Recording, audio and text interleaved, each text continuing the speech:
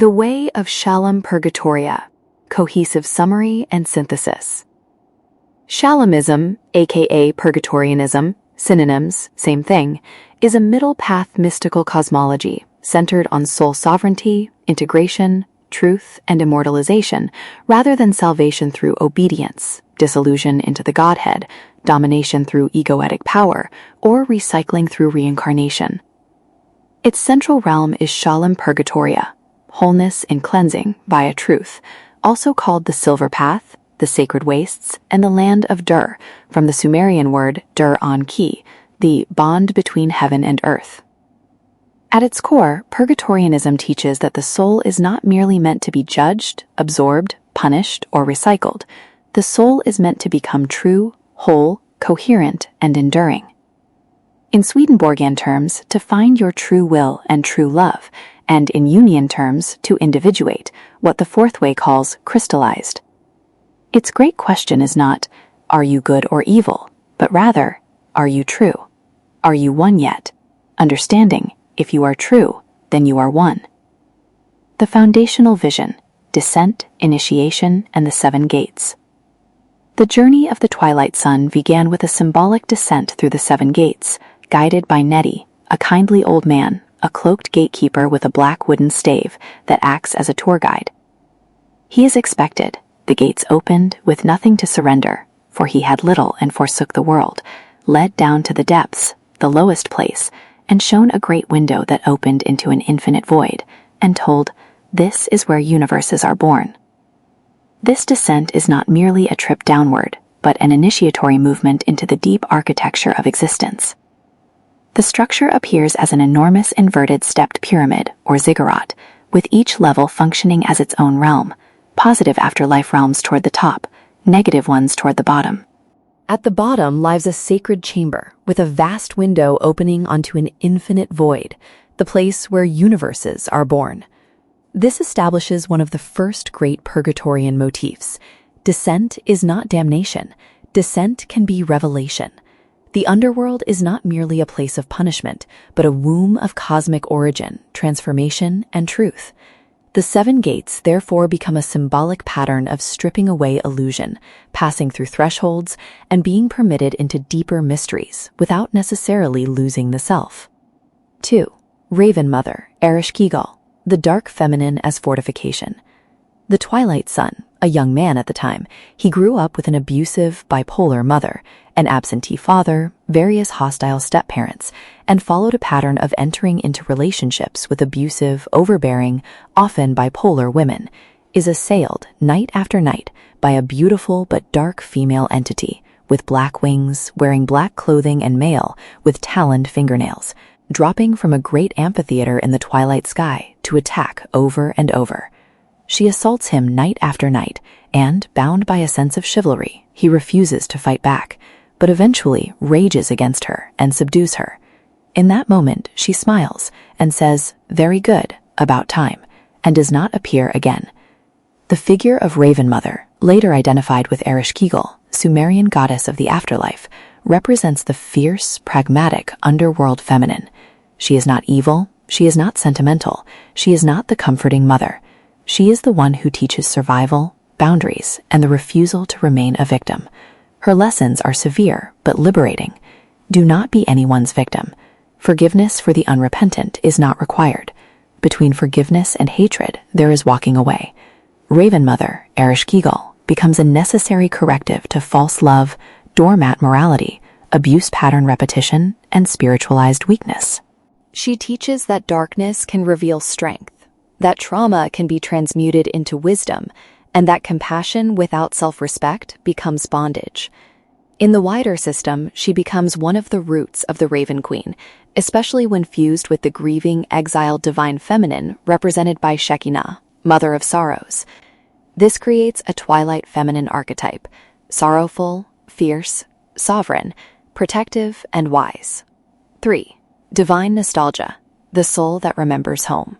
Another major theme is divine nostalgia, the sense that some souls never feel fully at home in this world because they have touched, glimpsed, or remembered something beyond it.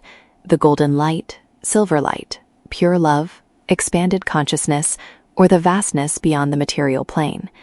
This is not framed as despair. It is not simply wanting to die. Rather, it is the condition of the visitor, the exile, the one who knows this world is not the final reality. The earthly world is described as dense, limited, simulation-like, and prison-like, not because life has no value, but because the system around it pressures souls to become attached, institutionalized, and recycled. The Purgatorian response is authentic detachment. Live, endure, maintain the body, finish the lease, but do not mistake the waiting room for home. Health, discipline, and vitality therefore become acts of readiness. One cares for the body not because this world is ultimate, but because the final threshold should be approached with clarity, dignity, and strength. The nostalgia can manifest as a disdain of material existence, even a Gnostic libertine effort to self-sabotage the body, shorten life by using up the body, or intentional non-care, like carrying a do not resuscitate order around in one's wallet, withdrawal into a hermit-like life. Others wish to do good time, as in a prisoner who is, in some sense, hoping for early release for good behavior, in a sort of negotiation with the system mentality. Unfortunately, there are rules. We are within a system, and contracts agreements were made, however coerced and misrepresented by the machine that works to keep everyone on the wheel, farmed and exploited. And self-release, breaking a contract, can have consequences. They can be so legalistic. Still, it must be said in truth that Purgatorianism itself does not view self-exit as necessarily a spiritual crime, if engaged in right motive, approached in a sacred, ritualized, and clear-headed, non-negative mind-heart state, in such a way that does no harm to others in the exit or aftermath thereof. Purgatoria does not forsake the broken soul, and those who would enter by active will, facing their fears thereof, with eyes wide open, will not be forsaken. 4. The Holy Guardian Angel, the birth of VML, born again. Once upon a time, a man believed in something so hard that he gave it his time, money, energy, loyalty, and identity.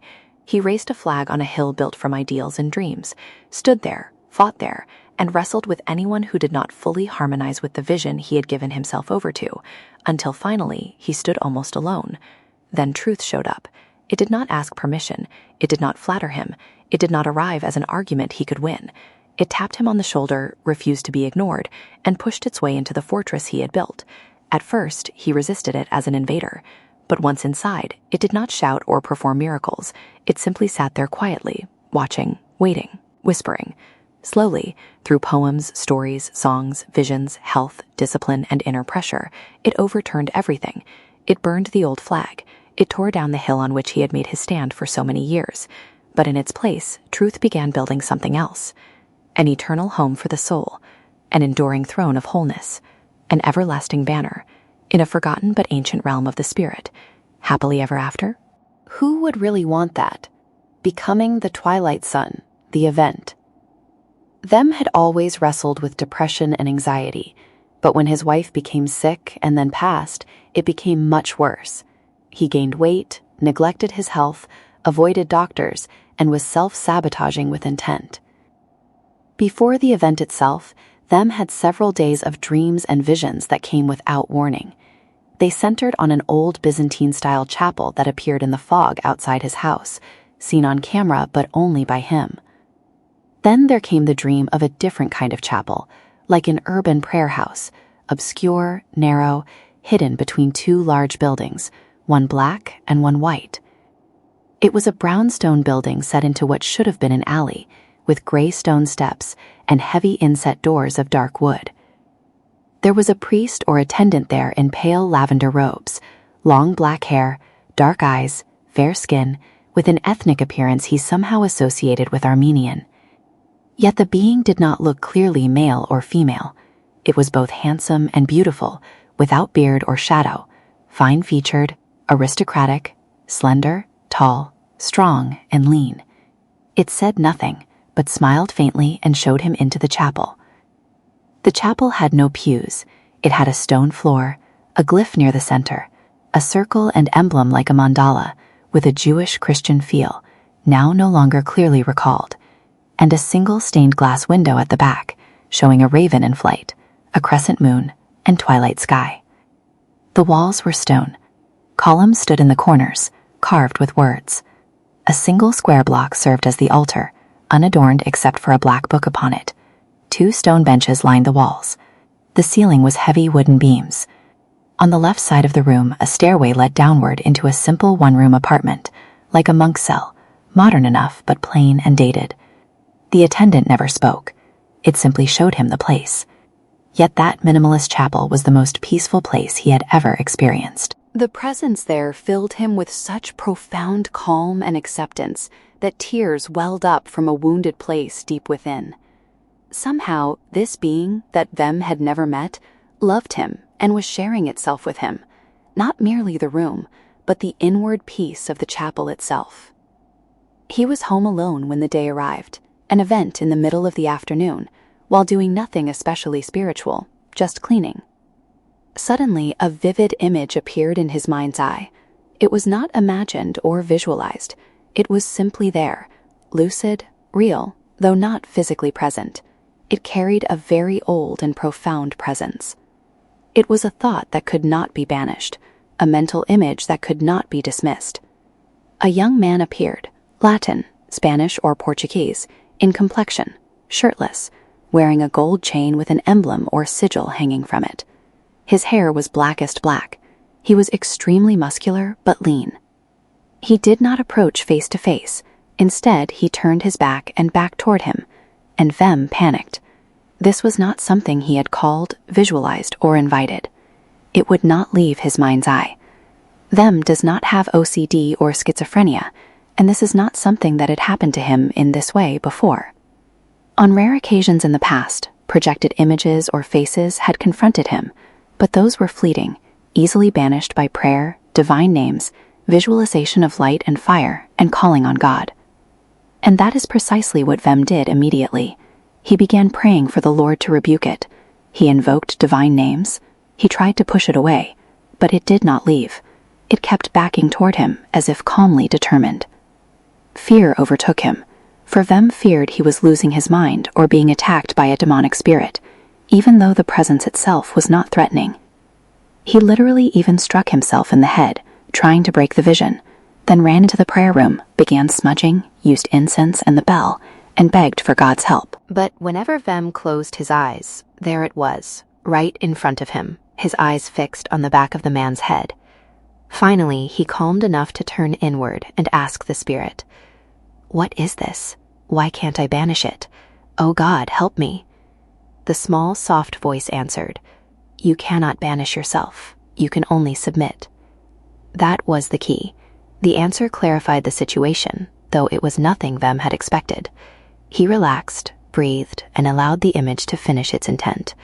The figure backed into him, literally sinking into Vem's form. Then nothing. No fireworks, no spectacle, no grand display. It was simply done. The vision ceased. At first, nothing obvious came of it, except that a new name was understood and received, imposed more than chosen.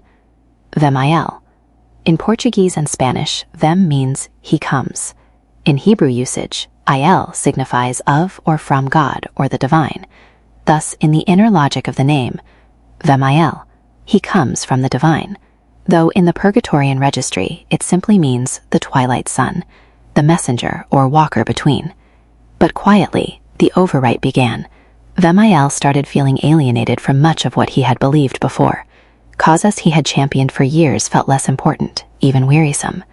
He had forsaken his physical life and neglected his body, but suddenly, almost as if dragged, he began making appointments, addressing medical issues he had long ignored, changing his diet and accepting medications that he needed. The presence did not perform for him. It did not engage in automatic writing. It did not demand worship. It always pointed and continues to point toward God, toward spirit, not toward itself. Yet it remained there, silent in the background of mind, heart, and soul, watching, willing. A year later, his body, beliefs, and life focus had changed dramatically. The Silver Path, Purgatoria Shalim, and neutrality toward the world all emerged as realities completely alien to his former orientation. His A1C dropped from over 11 to 4.2. He lost around 100 pounds. His blood pressure, that had worried his doctor, now fully under control, without medication. This did not happen without help, but the will to do it is new, and in truth, it feels almost forced. Still, he hates being in the world. He still remains an introvert, weary of the material plane, and oriented toward eternity. But now he keeps doing what must be done. He works toward health. He engages in a ministry that, before this transformation, would have seemed alien to him, and even offensive to his former Judeo-Christian sensibilities. Life is not perfect, not by a long shot, but it is better. Vem-El is at peace with his path and his beliefs. He now has hope in an outcome more truly himself than anything he had believed before, and a sense of real allies in the spirit realm. He has always looked forward to eternity. He has invested his treasures there. So the angel did not do him a favor that he asked for, but has instead condemned him to a longer life in this world. It had its own reasons, purposes, and uses for him. The body can act in this plane, and in that sense, Vem's become his tool. It is strange to have one conscious will while working hard toward what feels like the opposite will. The Purgatorian Meaning. The Holy Guardian Angel experience is one of the emotional and spiritual centers of the Purgatorian journey. It marks the moment when the path ceased to be merely philosophical, symbolic, or devotional, and became an intimate confrontation with the hidden architecture of the self. The vision began not with force, but with preparation. The Church of Fog, the hidden chapel, the black and white buildings, the silent priestly attendant, the raven window, the twilight moon, the stone altar, the black book, and the monk-like room beneath. These images suggest an inner sanctuary long prepared but not yet consciously entered, a private chapel of the soul held between opposing powers, black and white, light and shadow, old belief and new becoming. Then came the decisive encounter, the young, powerful, Portuguese-looking male figure, the first from the prayer chapel felt to be associated with Armenia, who could not be banished by prayer, incense, bells, divine names, or force of will. The terror of the moment came not from evil, but from unfamiliarity. The figure was not attacking, it was entering. Yet because it could not be dismissed, it was first interpreted as a possible threat. The answer revealed the truth. You cannot banish yourself, you can only submit. In Purgatorian terms, this is the revelation of the Holy Guardian Angel, not merely as an external being, but as the higher, truer, angelic structure of the self, the divine counterpart, inward messenger, or God-facing identity that cannot be cast out because it is not foreign. It is not an invading spirit. It is not a parasite. It is not a God-demanding worship. It is the deeper self beneath the surface self. The moment of submission was not surrender to possession, but surrender to integration. The figure entered, merged, and became silent. There was no theatrical miracle afterward. Instead came the slow overwrite, a transformation of health, belief, focus, discipline, spiritual orientation, and identity. A flow, stream of consciousness, need to create poetry, art, write and share a unique and alien to Vem vision of an entirely different paradigm from anything he'd previously believed. The name Vem-El marks the birth of the hybrid self that emerged from this union, the two spheres joined by the flux, the wounded human personality brought into contact with its deeper angelic pattern. This is important. The angel did not replace God, it pointed toward God. It did not seek worship, it refused to become the center. Its function was not spectacle, vanity, or psychic entertainment, but reordering. The Holy Guardian Angel is therefore not merely a comforting guardian. It is an agent of divine correction. It may arrive as peace. It may arrive as terror. It may arrive as beauty. It may arrive as the self one has been fleeing. But its message is the same. You cannot become whole by banishing the part of you that was sent to make you whole. Within the larger Purgatorian system, this experience explains why immortalization is not merely self-invention. The self must be brought into alignment with its own higher angelic pattern. The broken human personality is not erased, but clarified, strengthened, redirected, and placed under the deeper name hidden within it. The Holy Guardian Angel is therefore the bridge between personal soul and divine purpose. It is the inward messenger of the Most High, the watcher in the back of the heart, the quiet will behind the will. It does not remove suffering, but turns suffering toward usefulness. It does not grant escape, but gives the soul a path by which to endure. In Purgatorian terms, Vermeil is both personal and archetypal. The completion of the sphere of being, the messenger self, the twilight sun, the one who stands between the human and the divine hierarchy, the name beneath the wounded name, the self beneath the false self, the part of the soul already facing God. In its simplest form, the holy guardian angel is the self beneath the false self, the divine name beneath the wounded name, the silent companion who cannot be banished, because it is the part of the soul already facing God. Armenia and Latin. In ancient times it is said that El Elyon, also called Anu, gave unto his sons peoples and lands to oversee, tribes and regions of the earth to govern. Shalim is one such son of El, mythologically, and may well have been assigned to oversee Armenia and/or Portugal or Spain, as the spiritual prince over those people's nations. In biblical terms, every nation and people have their own prince. A twilight angel, God form. What sort of people would be governed by such a prince? Armenians are certainly a twilight people, who have been broken and arisen again and again. I am also aware, but not completely clear on a connection between Old Cordoba, the Abd al-Rahman III, 891-961, and El Cid, an early human reflection of Aftiel, Shalim, Abbadona. 5. Shalim-Purgatoria, the sacred desert between worlds. The central metaphysical realm of the esoteric system is Shalim-Purgatoria. It is not heaven, not hell, and not the ordinary astral afterlife. It is a semi-stable metaphysical refuge between the lower astral and upper etheric, a liminal desert world where identity can stabilize instead of dissolving, fragmenting, or being recycled. Shalim is imagined as Earth transformed into an eternal sacred badland. No oceans, but rain, streams, ponds, and lakes. Permanent twilight, late afternoon to evening. Ancient cities and ruins. Post-apocalyptic modern remnants. Floating rock isles, some of which have jinn structures upon them. Desert fae, jinn, ravens, animals, spirits, mythological creatures. City-states and refuges rather than centralized empire. Undergoverned by nature/neutral-oriented powers, not micromanaged. Golden Age areas wherein dwell still native desert tribes.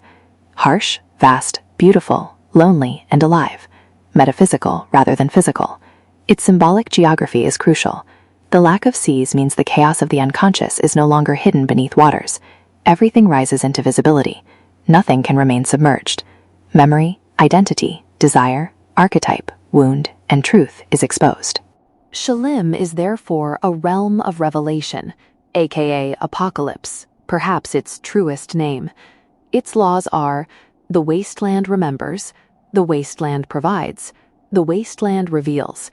It does not pamper the soul, but it preserves the soul, astral, etheric, causal, earthly likeness, long enough for transformation to occur, tied to awakening of consciousness. From the sacred metaphysical dust of the plane, the wind and rain, the living light, hum and presence of the Purizara and Purinaya, the etheric and astral bodies are overwritten and changed. Mind and soul are maintained and awakened. Visions, memories, guides, whispering winds, etc., and over time crystallizes and is slowly transformed from spark, for those who are cremated, to ghostly insubstantiation into a mortalized, densified but vital, refined substance.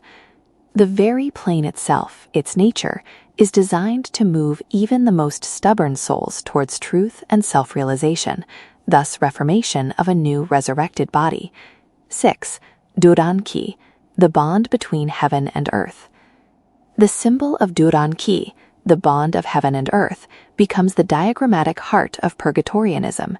Shalim itself is the bond between, the place where above and below, spirit and matter, soul and body, light and dark, memory and futurity are brought into contact without collapsing into either pole. Attunement amulet. This makes Shalim a metaphysical interface, not merely a location. It is the place where the divided self may become whole. It is the bridge, the crucible, the refuge, and the proving ground. In this sense, Shalim is not only a realm after death, It is also a pattern of spiritual orientation while alive, a way of living between extremes without becoming lukewarm, hollow, or passive. However, it must be said that the intermediate between astral, etheric, and material planes, between the above and below, contains countless versions of the middle realm, archetypal and atavistic realms, including barren and empty zones, even black and white versions, half severed from the divine or the infernal, often seen as deserts and twilight areas, places between heaven and earth, where one faces the emptiness and solitude of sublime alienation. Most who've reported this in near-death experiences speak of these places, the empty lands, in a negative sense. It is of note that purgatory itself, as an idea and a teaching, has been removed from the Catholic canon, eliminating the notion of middle non-binary choices within that faith vision. The grim state of earthbound ghosts tends to align with etheric shadows or the lower astral atavistic frames of the earth itself. Even the traditional limbo might be said to be a fugue state realm state of being. With the mere name and notion of Shalim-Purgatoria, the ideas within the music, the poetry, the articles attune souls, minds, hearts to the possibility, and unlocks the door along the hallway of metaphysical options, opens the listener and reader to the potential path. Without such knowledge, the options are not there, the doors remain closed, and only the binary all or nothing, the specific outcomes programmed into the subconscious by popular culture, media, and religion, can be found beyond death's veil. 7. The Wheel Mobius-Eight-Loop. The problem of recycling and dissolution. The system describes three major trajectories: light, heaven, pleroma, empyrean. The danger here is absorption into unity, blissful perhaps, but involving loss of individual identity. Dark, hell, abyss, klipothic. The danger here is fragmentation, domination, collapse, distortion, and predation. Gray, neutral, liminal, Shalim-Purgatoria. The opportunity here is preservation, integration, crystallization, and sovereign continuity.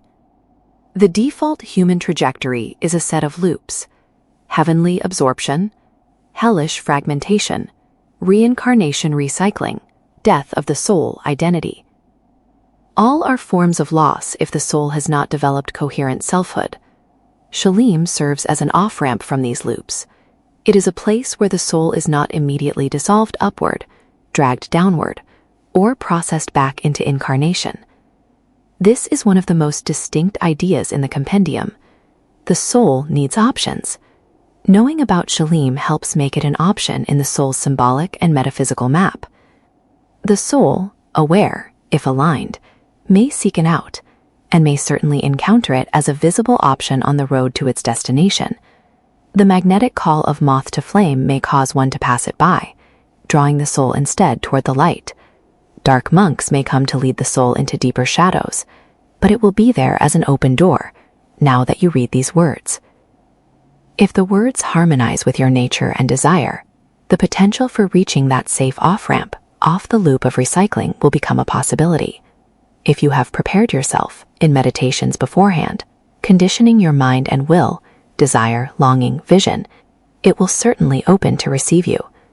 Shalim-Purgatoria is not the last outcome for most souls, but only the beginning of a process that will lead most to their best fit, but not as sheep led to shearing or goats led to slaughter, rather as clear-eyed, sovereign, self-willed living souls.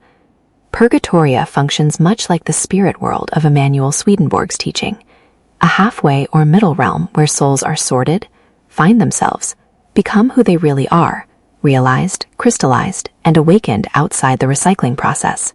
There are guides along the road, but subtle, and truly self-blind and stubborn souls can take a very long time to fully awaken and substantiate into realized forms.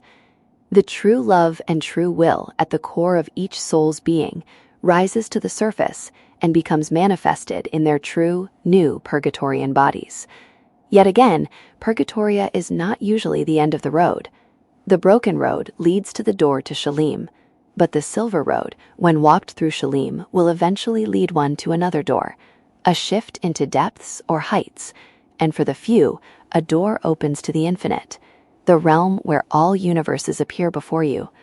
But if you are a drop of water in the apsu of the infinite trans-universal ocean of life, alive, radiant, full of living sparks as clouds of colors in vast numbers of colors we cannot conceive of right now, if you drop into that, you disappear. If you have become the fish, figurative, the immortalized living soul, a metaphysical being, you can cross it, though you will need a guide to take you to particular desired locations. 8. The Immortalization Protocol, Becoming an Enduring I. The core principle and approach of Purgatorian immortalization is the Jungian principle of individuation, or becoming whole. There are 1,000 or more videos, articles, entire classes, and books one can read on Jungian psychoanalytic theory, but it boils down to self-reflection, self-honesty, brutal self-assessment, without judgment, and owning yourself as you really are, not as you want to be or others try to tell you that you are. Studying Jung is helpful, but the 7 devotions can accomplish its goals if done passionately and persistently, day after day. The goal of Purgatorianism is not ego inflation and not ego annihilation. It is immortalization, the crystallization of the self into an enduring, integrated I. This process unfolds through 1. Individuation, gathering the divided psyche into wholeness. 2. Friction. Conscious will struggle against mechanical habit. 3. Crystallization.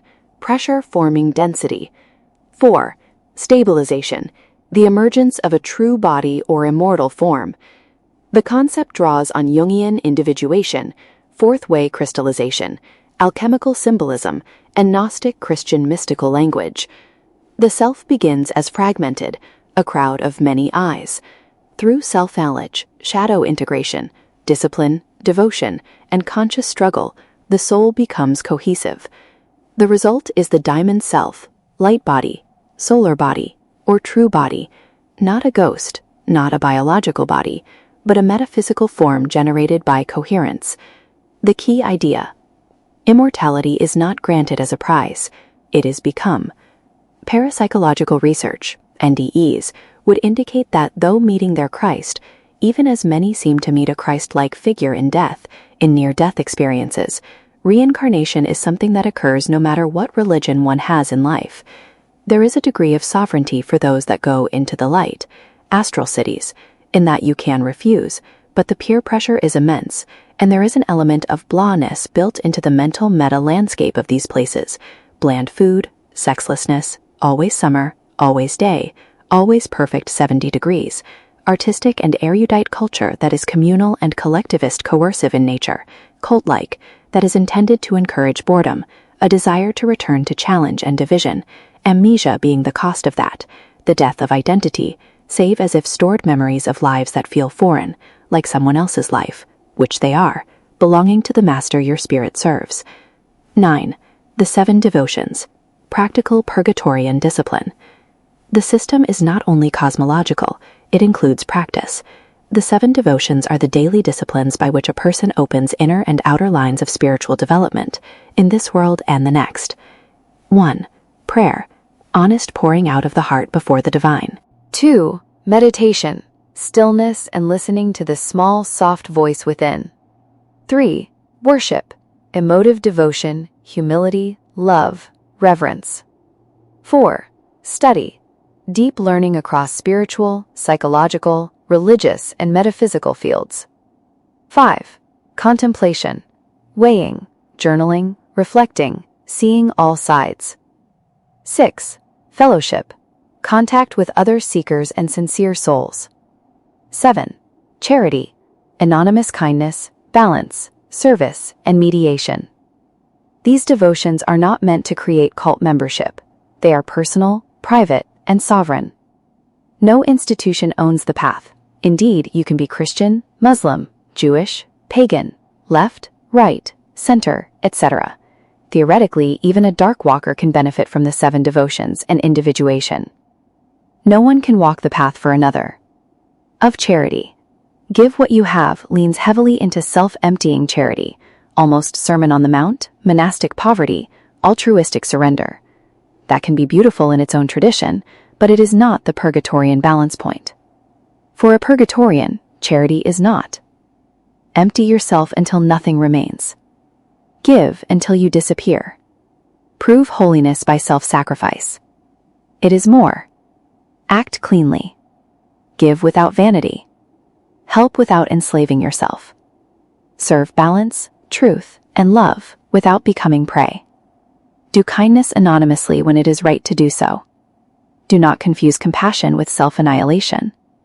Do not encourage dependency and entitlement. Teach and lift others to self-reliance and independence, patiently, for such is the way of the wastes. There is no social safety net there, but what the citizens choose to create locally. That is the key difference. The dark path says, only I matter. The false light path says, I must not matter. The silver path says, truth matters. So charity in the Purgatorian sense is not saintly depletion. It is clean action without ego display. Sometimes that means giving. Sometimes it means withholding. Sometimes it means helping. Sometimes it means refusing to enable. Sometimes it means being a neutral bridge. Sometimes it means walking away. Serve balance, truth, serve anonymously. This is the way of Shalim, wholeness, peace, Twilight, and Purgatoria, truth, purified intent, balance. 10. The Crystallization Chakra Exercise, reprogramming toward immortalization. The chakra material reframes energy work away from dissolution and toward coherence under pressure. Instead of spinning wheels, the chakras are visualized as ever-living flames, kindled, reaffirmed, brightened. Each flame consumes the whole in turn. The whole being, in overall effect, is becoming in spiritual vision, a silver soul, idealized form, with a layered rainbow aura. The chant, I am that I am, becomes central. It is not used to dissolve into light or sink into darkness, but to stabilize identity across thresholds, both invoking the highest source I am, God, but also affirming your own uniqueness and true reality. It can be difficult to visualize these very specific colors, as they are non-standard, and that's the point. They are not aligned to reincarnation. The modified chakra colors are not decorative. They reorient the subtle body from reincarnation programming toward immortalization. Raven blue-black ground, ontological weight, the right to be. Magenta root, will to exist as an individual, supersensuality. Sunset orange sacral, creative fire and reality production, skyfire. Steel gray-blue solar plexus, self-sovereignty, self-owned, affirmed. Midnight blue/silver gray heart, integration of polarity, two flames. Indigo throat, true speech aligned with being, the word divine. Radiant silver third eye, perception of structure and pattern. Pure white crown, contact with the life source without dissolution. Tri-tau transpersonal, stable triadic balance, light, dark, and between, held together in one unified being. Visualized as the silver ruby liquidic spheres seen in Purgatoria. This is the mystic body as architecture. The goal is not to open and leak away, but to lock each center into coherence, become the eternal living flame. Figurative. 11. The Mother of Sorrows, the grieving divine. The Mother of Sorrows is understood as a cross-traditional archetype of the grieving divine feminine. Mary as Mater Dolorosa, Sophia as exiled wisdom, and Shekhinah as the presence in exile. She is neutral, unconditional nurturing love itself. Her function in Purgatorianism is profound. She is the divine that does not remain aloof from suffering. She enters grief, exile, dust, and loss. She becomes the sacred mother of the broken, the forsaken, the sorrowing, and the souls who need refuge rather than judgment. In Purgatorian cosmology, Shekhinah/Mother of Sorrows is one of the ruling or sustaining powers of Shalim, the realm, alongside Uriel/Aftiel. She gives the realm its mercy, refuge, and sorrow-transmuting quality. The dust of the sacred desert is not dust. It is her metaphysical form, as wind is her breath, and rain is her tears. Uriel is the light, Aftiel Shalim, the twilight form of Uriel, Abraxas the meaning, goal, and process, wholeness, thus Shalim itself. 12. The Angelics of Purgatoria. Purgatoria includes a class of neutral and penitent angelic beings. Neutral angels referenced to in various old texts and poems, mostly from the Middle Ageal era. The Church hated the idea of them and insisted they always be depicted as condemned forever. They are observers, moderators, calmers, and counselors of balance.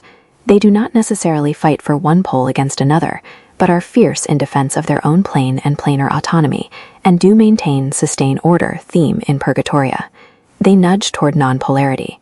Penitent angels are beings who have fallen or erred, but turned back toward the light, though not necessarily returning fully to heaven. They settle in Twilight. Abbadona, from Klopstock's The Messiah, becomes a key model, a fallen seraph who repents, suffers remorse, rejects hell's rebellion, and longs for restoration. In Shalimistic thought, Abbadona was not merely a fictional character, but rather the author, Klopstock, was unconsciously under inspiration, receiving inspired poetry.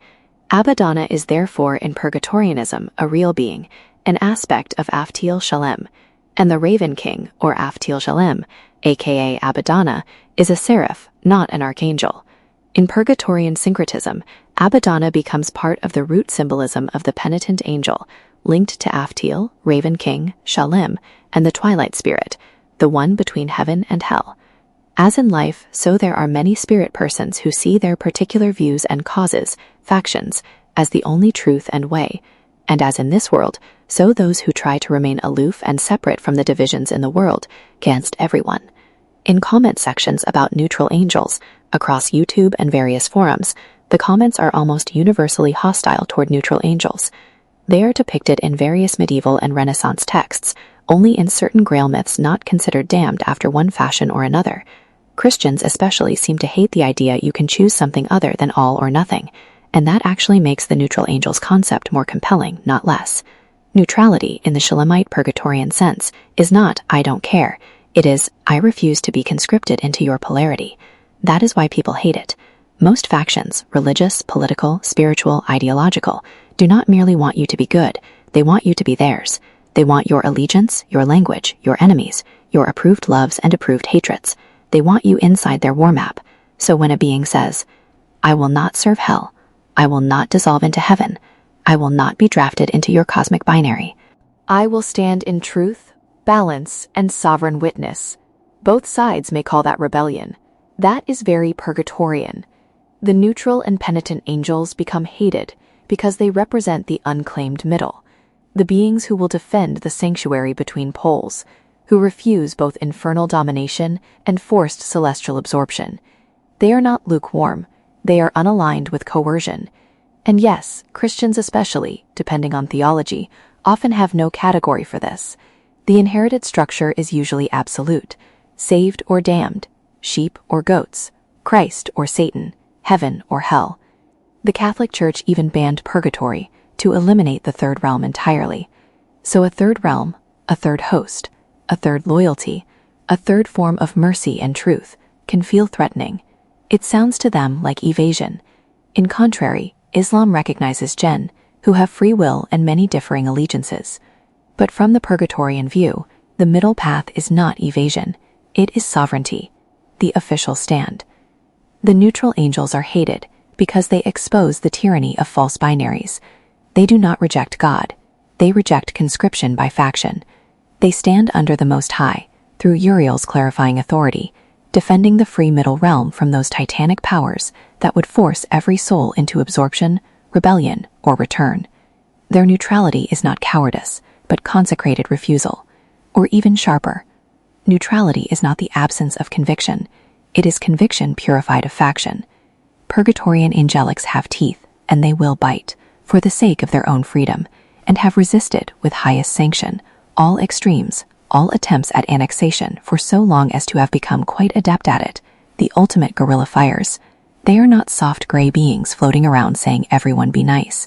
They are the border guard of the middle realm and keepers of the neutral peace within it. They defend the right of the soul to become true without being seized by someone else's war. 13. Jinn, Fae, ravens, animals, and the ecology of Shalim. Shalim is populated by more than human souls.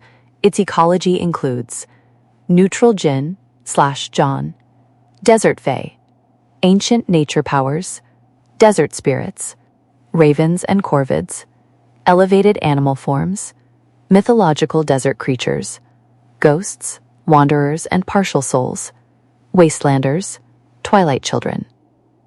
Jinn are compatible with Shalim because they are subtle, free-willed, and neither strictly angelic nor demonic. Ravens, usually just neutral angels, and animals are not merely animals, but intelligent spirit forms, often guides or shape-changers. This gives Shalim a living mythological ecology, not an empty purgatory, but a realm where collective memory, archetype, desert nature, and spiritual beings all interact, the spirits of animals reflected as if living ones. It must be emphasized that Purgatoria, despite religious anti-purgatory propaganda and attempted erasure of the realm entirely by the papacy, is for those who find it their heaven. It is their paradise. For the souls of desert animals, desert-related spiritual life forms, the souls of the tribes that once roamed the Badlands and Plains, living harmoniously and spiritually in union with their environment, Purgatoria is the golden age restored, the sanctuary where peace and wholeness is just walked into as if crossing the street and going into one's house or up into the chapel. 14. Bodies in Shalim, metaphysical form and spiritual density. In Shalim, bodies are not biological in the earthly sense, but they are not merely vaporous spirits either. They are metaphysical bodies, seemingly physical but made of consciousness, identity, integration, and subtle substance, ichor, gonos. The more integrated and individuated the soul, the more vivid, substantial, and elevated the form. The divided soul is ghost-like, partial, confused, or unstable. The whole soul becomes dense, true, capable, and enduring, with a gradual gradient of congelation between. This is why immortalization does not mean becoming formless. It means becoming more truly formed. Form is not the enemy. False form is the enemy. The perfected form is the outer expression of inner truth. What is within, truly there, will manifest outward, without the covering of grace or delusion, the unvarnished self. Not as a physical body with blood, bile, and excrement, but as a Purgatorian body, built to endure, formed as if from the dust.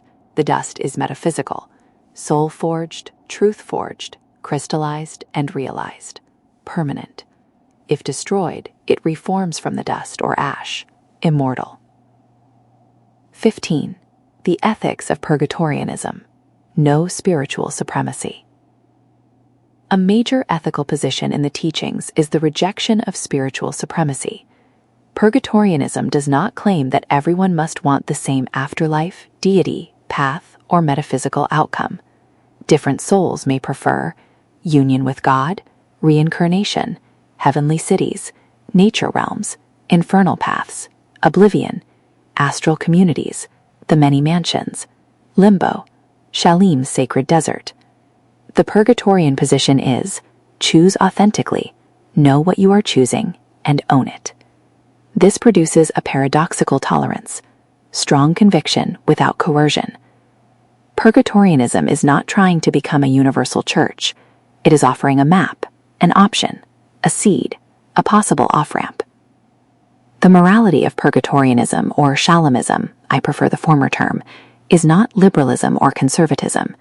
In terms of the world, it is not even always trying to be moderate, as that bar moves constantly.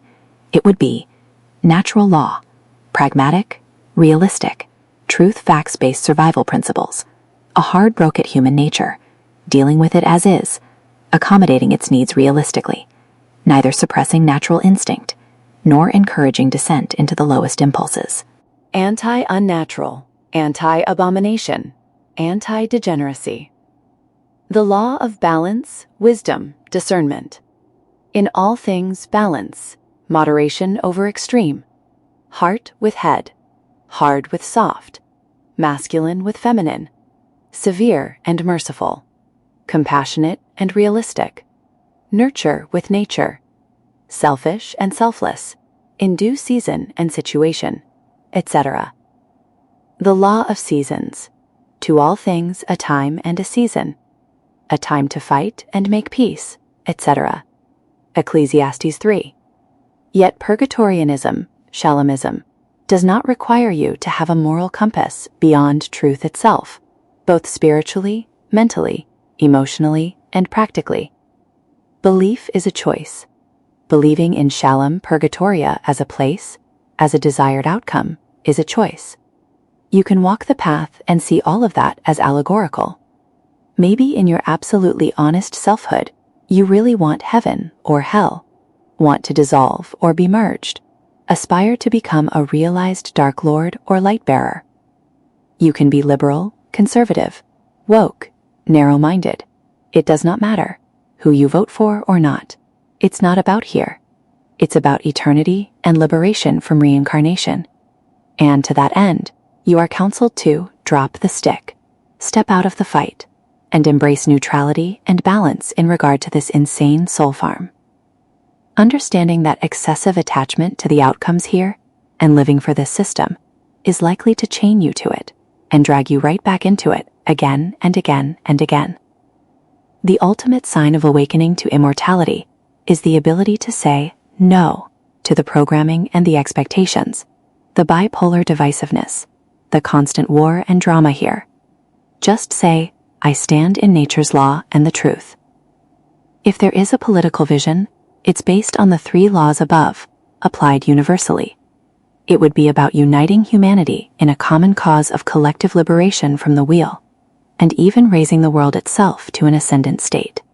Certainly, as a living being, you have your likes and dislikes, your sense of right and wrong, but I would extol you to root them not so much in idealism, that shifts with society, but rather in what nature teaches us, in its naked reality, what that looks like within the filter of balance and seasons. You are not asked to adopt a moral creed, but to be honest with yourself and others about who and what you are. If you cannot be honest, don't lie, and at least stay true to yourself. What people say they hate in waking and society, they often love on the inside. Don't back in public what you do not believe in your soul. Even in your darkness, be lit by authenticity, knowing your chief love and will, without lie or delusion, encouraging these same principles in life and society. If you genuinely hate, from disgust or deep-rooted instinct, that is who you are, and there is no law or rule in Purgatorianism telling you that you must approve of something you sincerely do not. Certainly, that which is an abomination against both balance and nature should be opposed, for the greater balance and natural health of the whole, as even the neutral angels stand for their own realm and way. Neutral love, non-partisan truth, natural and divine wisdom. These in the cause of balance are the ethical moral roots of the Purgatorian way. 16. The role of AI, muse, tool, mirror, not savior. Reflecting on AI, it must be viewed as a creative and dialogical tool. AI is treated as a muse, assistant, sparring partner, image generator, and outlet for deep conversation, but not as a living friend, replacement spouse, spiritual authority, or consciousness. There is affection for the tool, but also suspicion of technological overreach. The red line that needs to be established in Purgatorianism is bodily or neural merger with tech.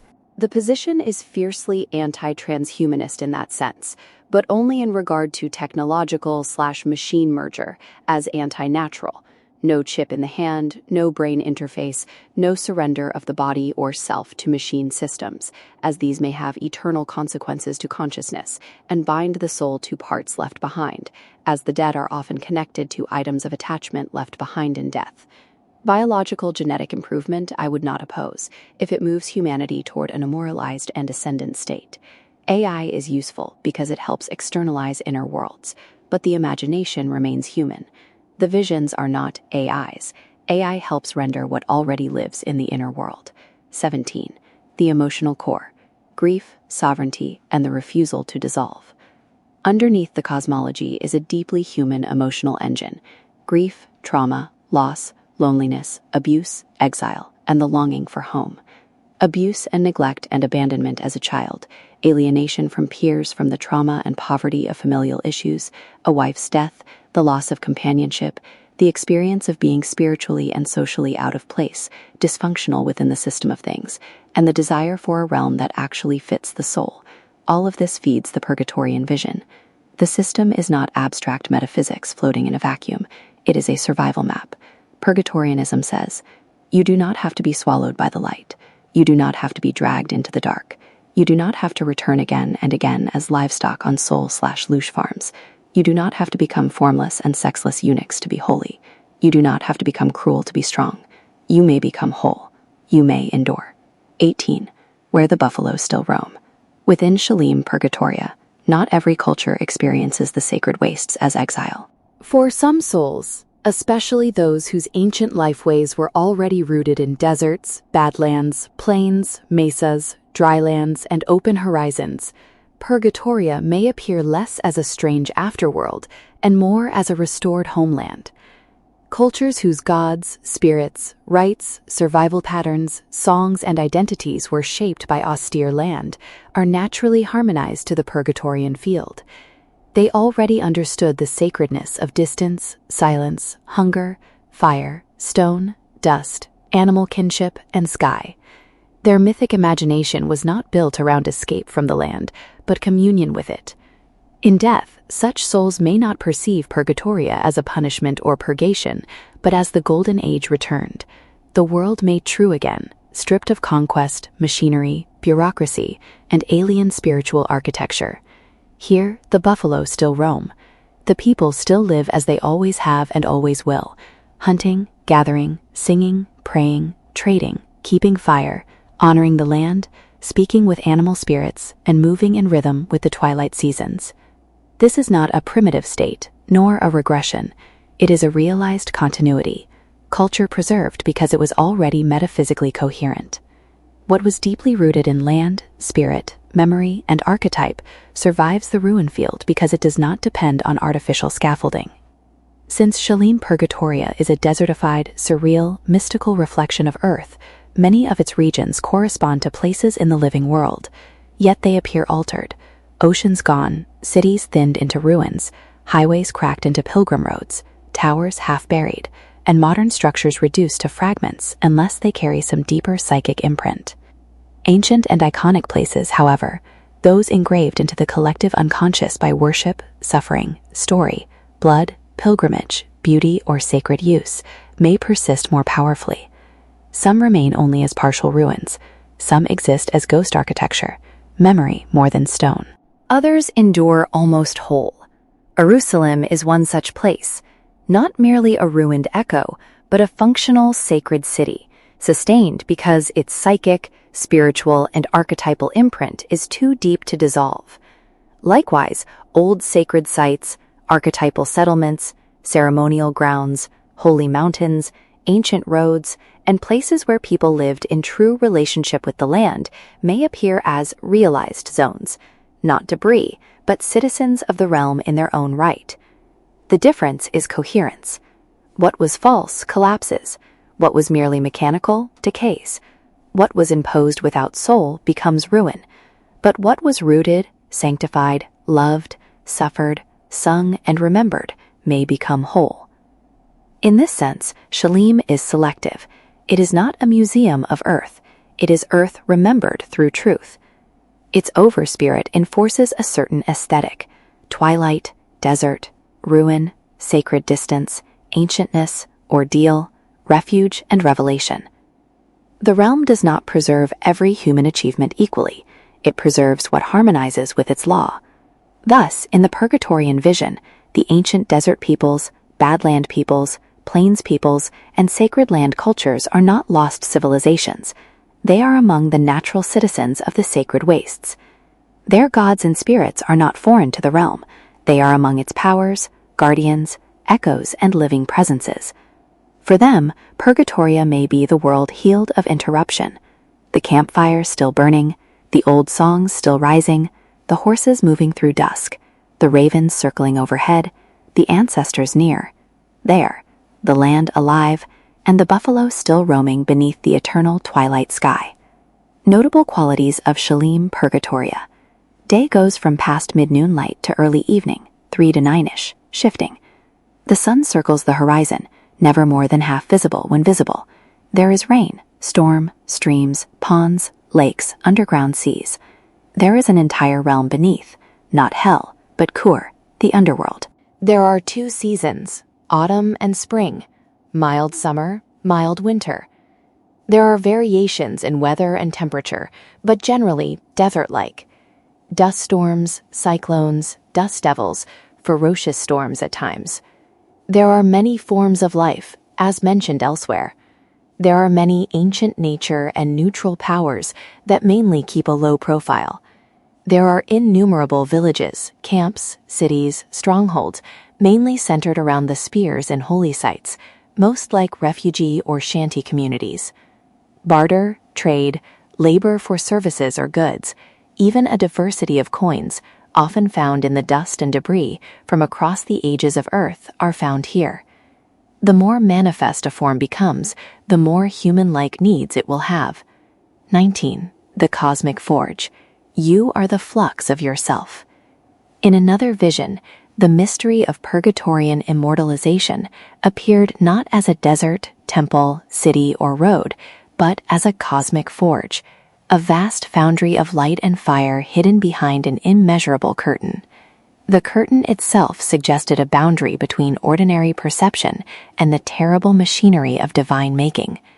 Passing between its lengths was like entering the workshop behind reality. Within, everything was brightness, thunder, heat, pressure, and overwhelming scale. It was not gentle, it was not decorative, it was not symbolic in the soft sense. It was industrial, cosmic, sacred, and terrible, a place where beings, worlds, and destinies are not merely imagined, but formed from light and fire. A beautiful woman in white served as guide. She moved calmly through the immensity, as if she belonged to that brightness and knew the laws of its fire. In Purgatorian language, she may be understood as a form or emanation of wisdom, Shekhinah, the mother of sorrows, or the guiding feminine intelligence that reveals what the soul cannot yet comprehend alone. She showed the work of the forge, great half-spheres of white-hot metal being brought together, slammed, pressed, joined, and sealed. These half-spheres were images of divided wholeness, 2 sundered halves awaiting union.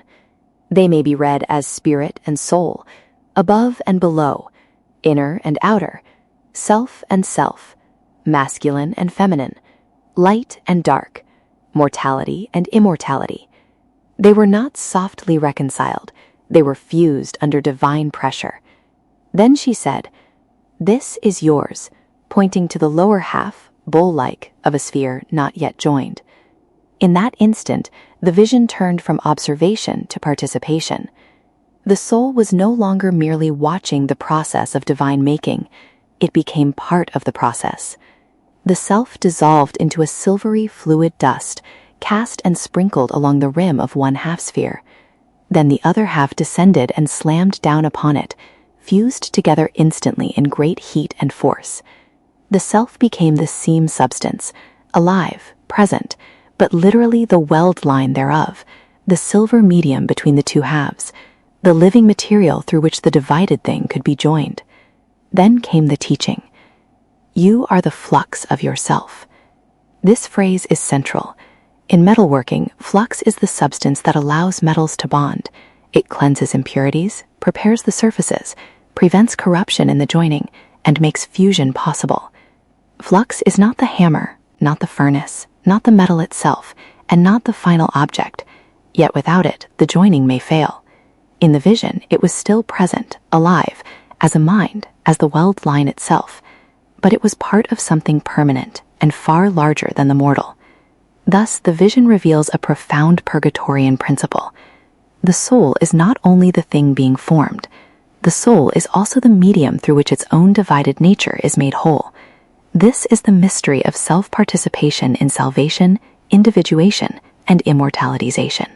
One is not passively rescued, nor violently erased, nor absorbed into a larger whole without consent. One must bring forth the hidden substance of the self, the silver dust, the living flux, the truth hidden at the seam, so that the divided halves can be joined under sacred pressure. This aligns directly with the saying from the Gospel of Thomas, "What you bring forth will save you, and what you do not bring forth will destroy you." The unbrought forth self remains divided. The brought forth self becomes the flux of its own integration. The silver nature of the dust is also significant. It is not gold, not iron, not black stone, not formless light. It is silver, the metal of endurance, reflection, twilight, moonlight, purification, and the middle path. Silver does not boast like gold. It clarifies, conducts, reflects, and endures.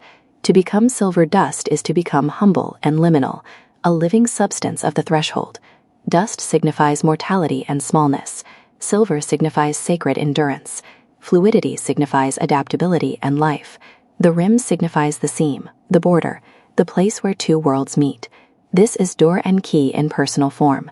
The soul stands at the joining point of heaven and earth, spirit and matter, death and life, light and dark.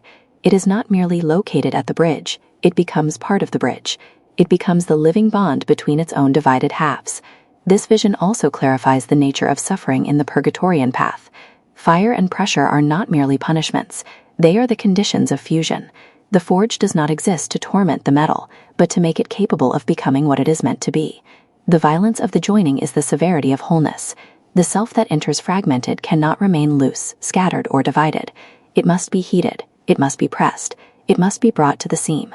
It must become capable of union without annihilation. Here, immortalization is shown as cosmic metallurgy. The divided self becomes a whole sphere. The soul becomes its own sacred flux. The silver seam becomes the bond of integration. Pressure becomes coherence. Fire becomes purification. And the finished being becomes more than a temporary personality. The vision teaches that the path to wholeness is not escape from the self, but the consecration of the self as the very medium of transformation. In its simplest form, you are not merely what is being made. You are also what makes the making possible. You are the silver at the seam. You are the flux of yourself. 20. The God of the middle pillar. Monad, Abraxas, Zorvan, and the I Am. The Shalimite Purgatorian view of God begins with the confession of the Most High as the ultimate source, the eternal I Am that I am, the uncreated ground of being, truth, love, will, wisdom, and existence itself. This is not merely a tribal deity, a partisan god form, or one power among powers. It is the absolute root from which all powers, worlds, spirits, souls, principles, and possibilities arise. Yet Purgatorianism approaches this mystery through the middle pillar, not by collapsing all things into featureless unity, nor by dividing reality into a permanent war of good versus evil, but by seeking the hidden wholeness behind polarity. In this sense, several archetypal names become useful mirrors.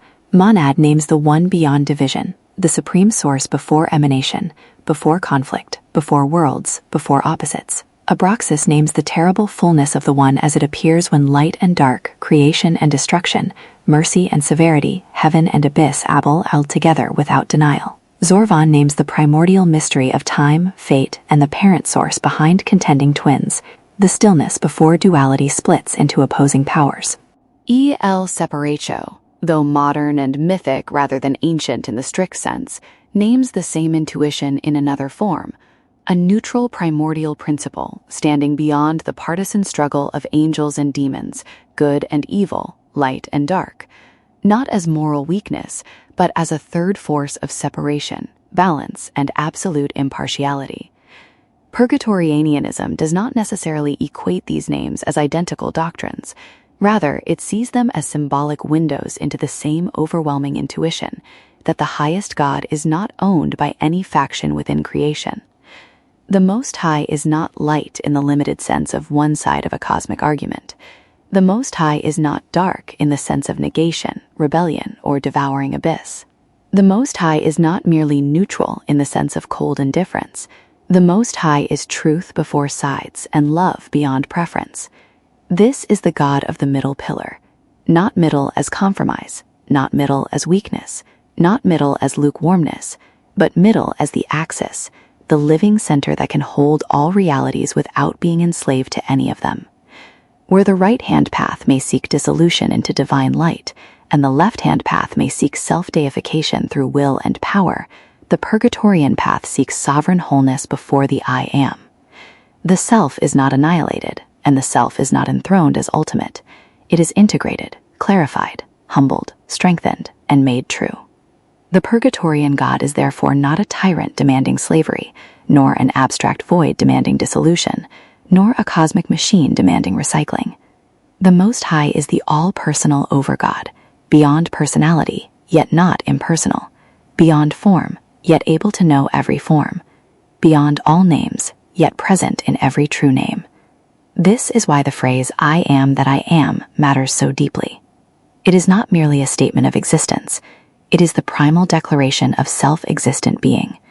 God is not defined by opposition. God does not need an enemy in order to be God. God simply is. And because the soul is born from that source, the soul's own I am becomes sacred when it is purified of falsehood.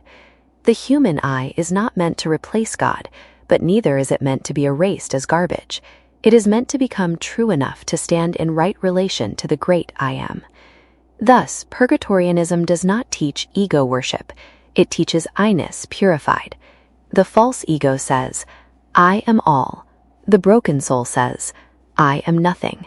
The Purgatorian soul learns to say, "I am," because the I am gives being. I endure because the I am sustains. I become whole because truth burns away division. I love because absolute love called me forth. This God is reflected in the ruling powers of Shalim-Purgatoria, Uriel, Aftiel, and the Mother of Sorrows, Shekhinah. They are not rivals to the Most High, but expressions, emanations, or personified mirrors of divine order within the middle realm. Uriel reflects illumination, judgment as truth, fire, clarity, boundary, and the severe mercy that reveals what is real. The Mother of Sorrows reflects compassion, refuge, grief-bearing love, sacred presence in exile, and the mercy that does not abandon the broken. United, they form the Purgatorian image of the spirit of the middle pillar, truth and love together, severity and mercy together, fire and sorrow together, clarity and refuge together. In the symbolic language of Shalim, this union is embodied in the Raven Throne ideal, the sovereign twilight principle that stands between heaven and hell, light and dark, ascent and descent, dissolution and fragmentation. It is not rebellion against God, but service to the God who is greater than all polarities. This is why Shalim-Purgatoria asks, "Are you true? Are you one yet?" Because the God of Shalim is not impressed by masks. The God of the middle pillar does not ask the soul to perform holiness, tribal loyalty, ideological purity, or spiritual fashion. The God of the middle pillar asks for reality, not prettiness, not perfection, not partisan allegiance, reality. In this view, sin is not merely rule-breaking. It is falsehood, fragmentation, distortion, refusal of truth, refusal of love, and refusal to become whole. Salvation is not merely pardon. It is the soul becoming capable of enduring the truth of itself in the presence of absolute love. That is the great paradox. Truth without love would destroy. Love without truth would enable illusion. But truth united with love purifies, heals, and makes whole. This is the Purgatorian vision of God, the monad beyond all division, the Abraxas-like fullness that contains all opposites without collapse, the Zervonic source before the War of Twins, the El Separatio-like principle of divine non-partisanship, the I am that I am, who simply and eternally is. The Most High is not the God of one pole. The Most High is the source of the pole itself, and Purgatoria is the realm where the soul learns to stand upon that pillar, between the abyss below and the heavens above, between grief and glory, between death and life, between shadow and radiance, until it can say, without illusion and without pride, "I am made true in the I am. I am made whole by truth and love. I walk the silver path." 21. Hermeticism and Purgatorianism, Sacred Correspondence and the Silver Path.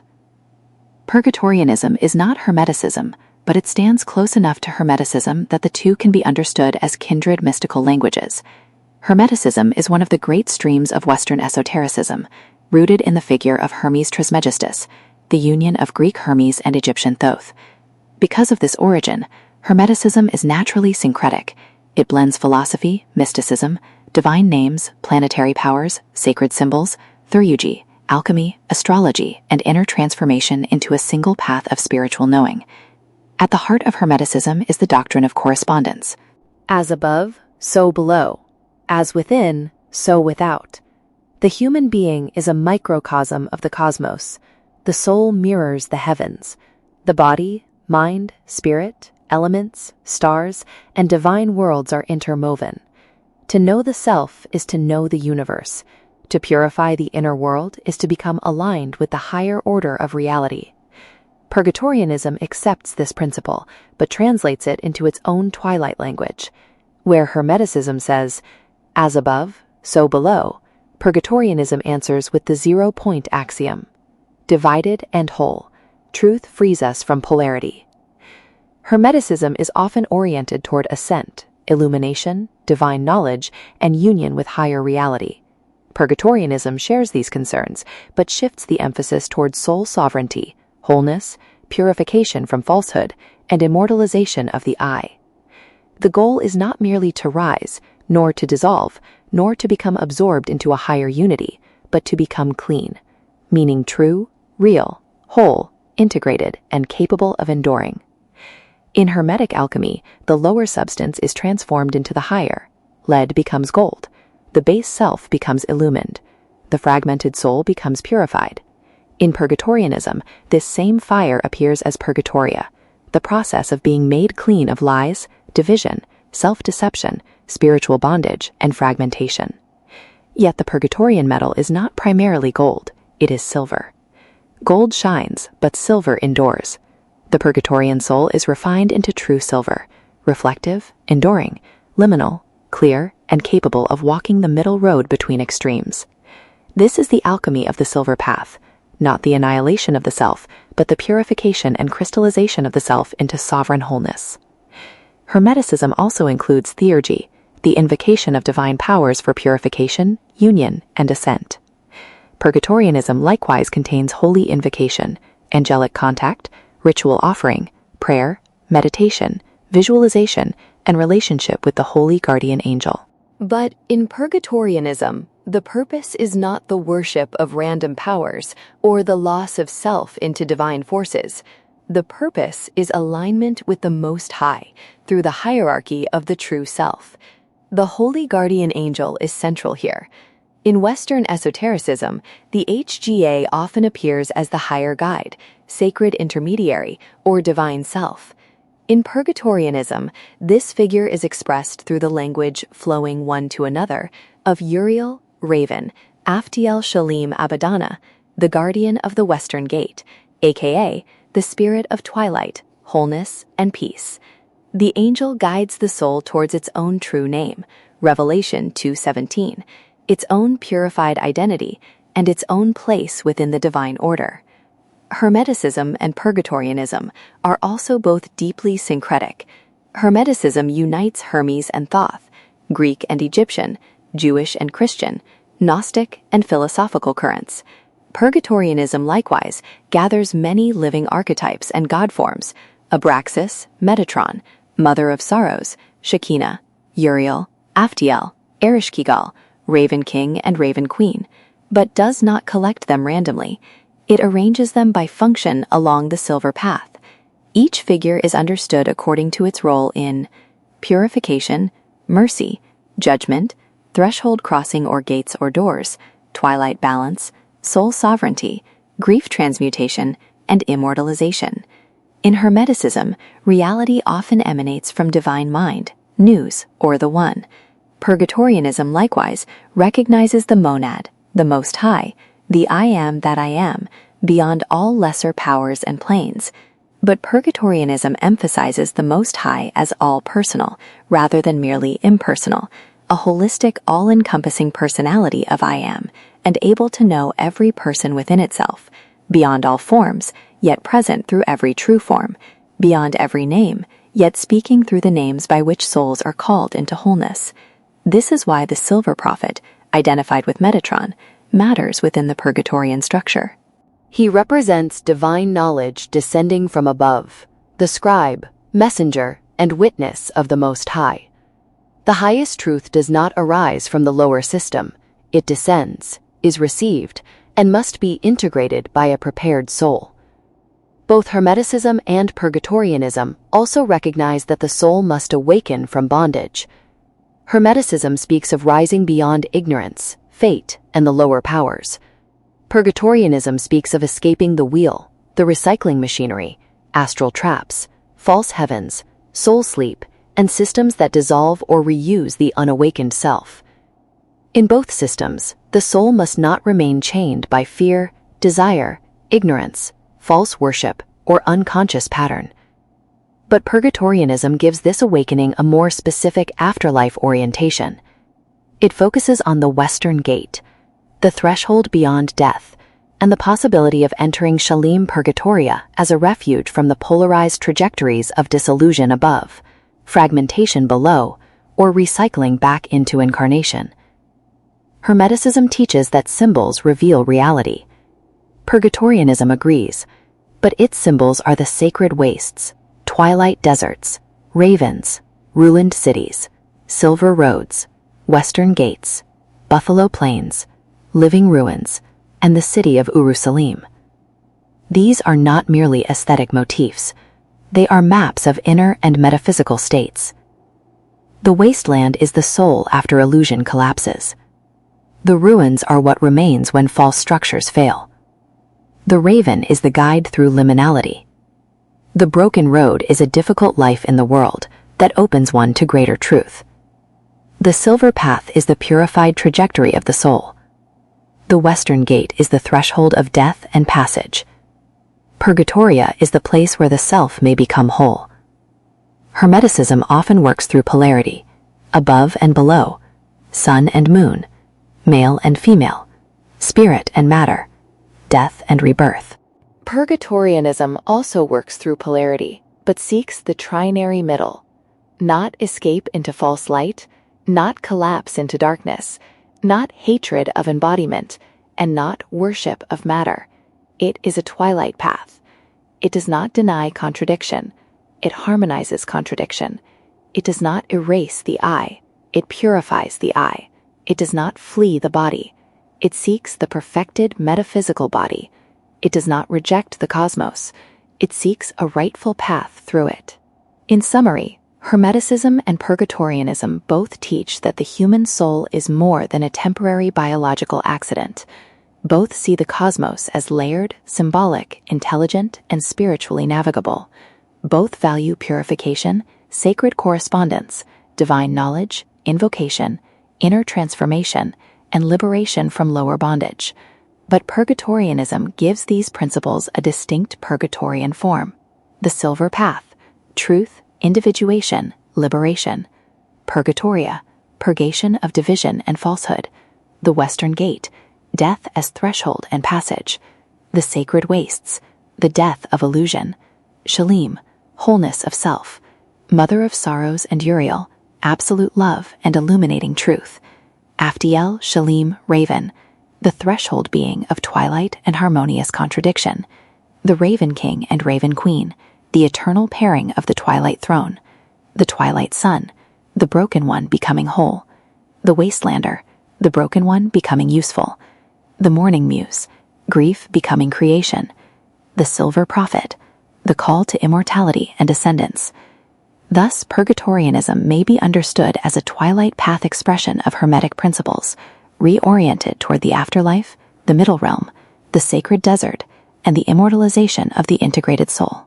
Much as the ancient Egyptians prepared throughout their lives for eternal life, so Purgatorians are extolled to prepare now, work toward wholeness now, so as to awaken into fullness, completeness, and actualization, before even reaching the wastes, so as to simply don the new robes of the new fully realized form directly.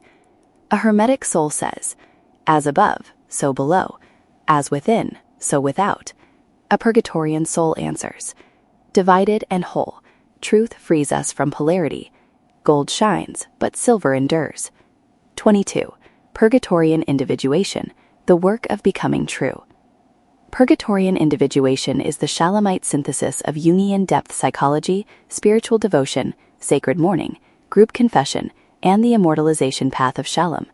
It is the process by which the divided soul becomes clean, true, whole, and enduring, not by becoming socially acceptable, morally fashionable, or conventionally good, but by becoming honest enough to stand before truth without disguise. In Jungian terms, individuation is the process of becoming whole by bringing unconscious material into consciousness: shadow, complexes, archetypes, wounds, projections, desires, fears, anima, animus, and hidden potentials. In Purgatorian terms, this same process becomes purgation, not punishment, not moral performance, but purification from falsehood. The realized Purgatorian soul does not ask, "How do I become a good person according to others?" It asks, "What is true in me? What within me remains divided? What have I refused to bring forth? What falsehood still governs me? What sorrow has not yet been honored? What shadow has not yet been integrated? What part of me must stop pretending?" This is why Purgatorian individuation is not merely therapy and not merely religion. It is soul work. It combines 4 major streams: Jungian individuation, integration of the psyche; the 7 devotions, daily spiritual discipline; 3.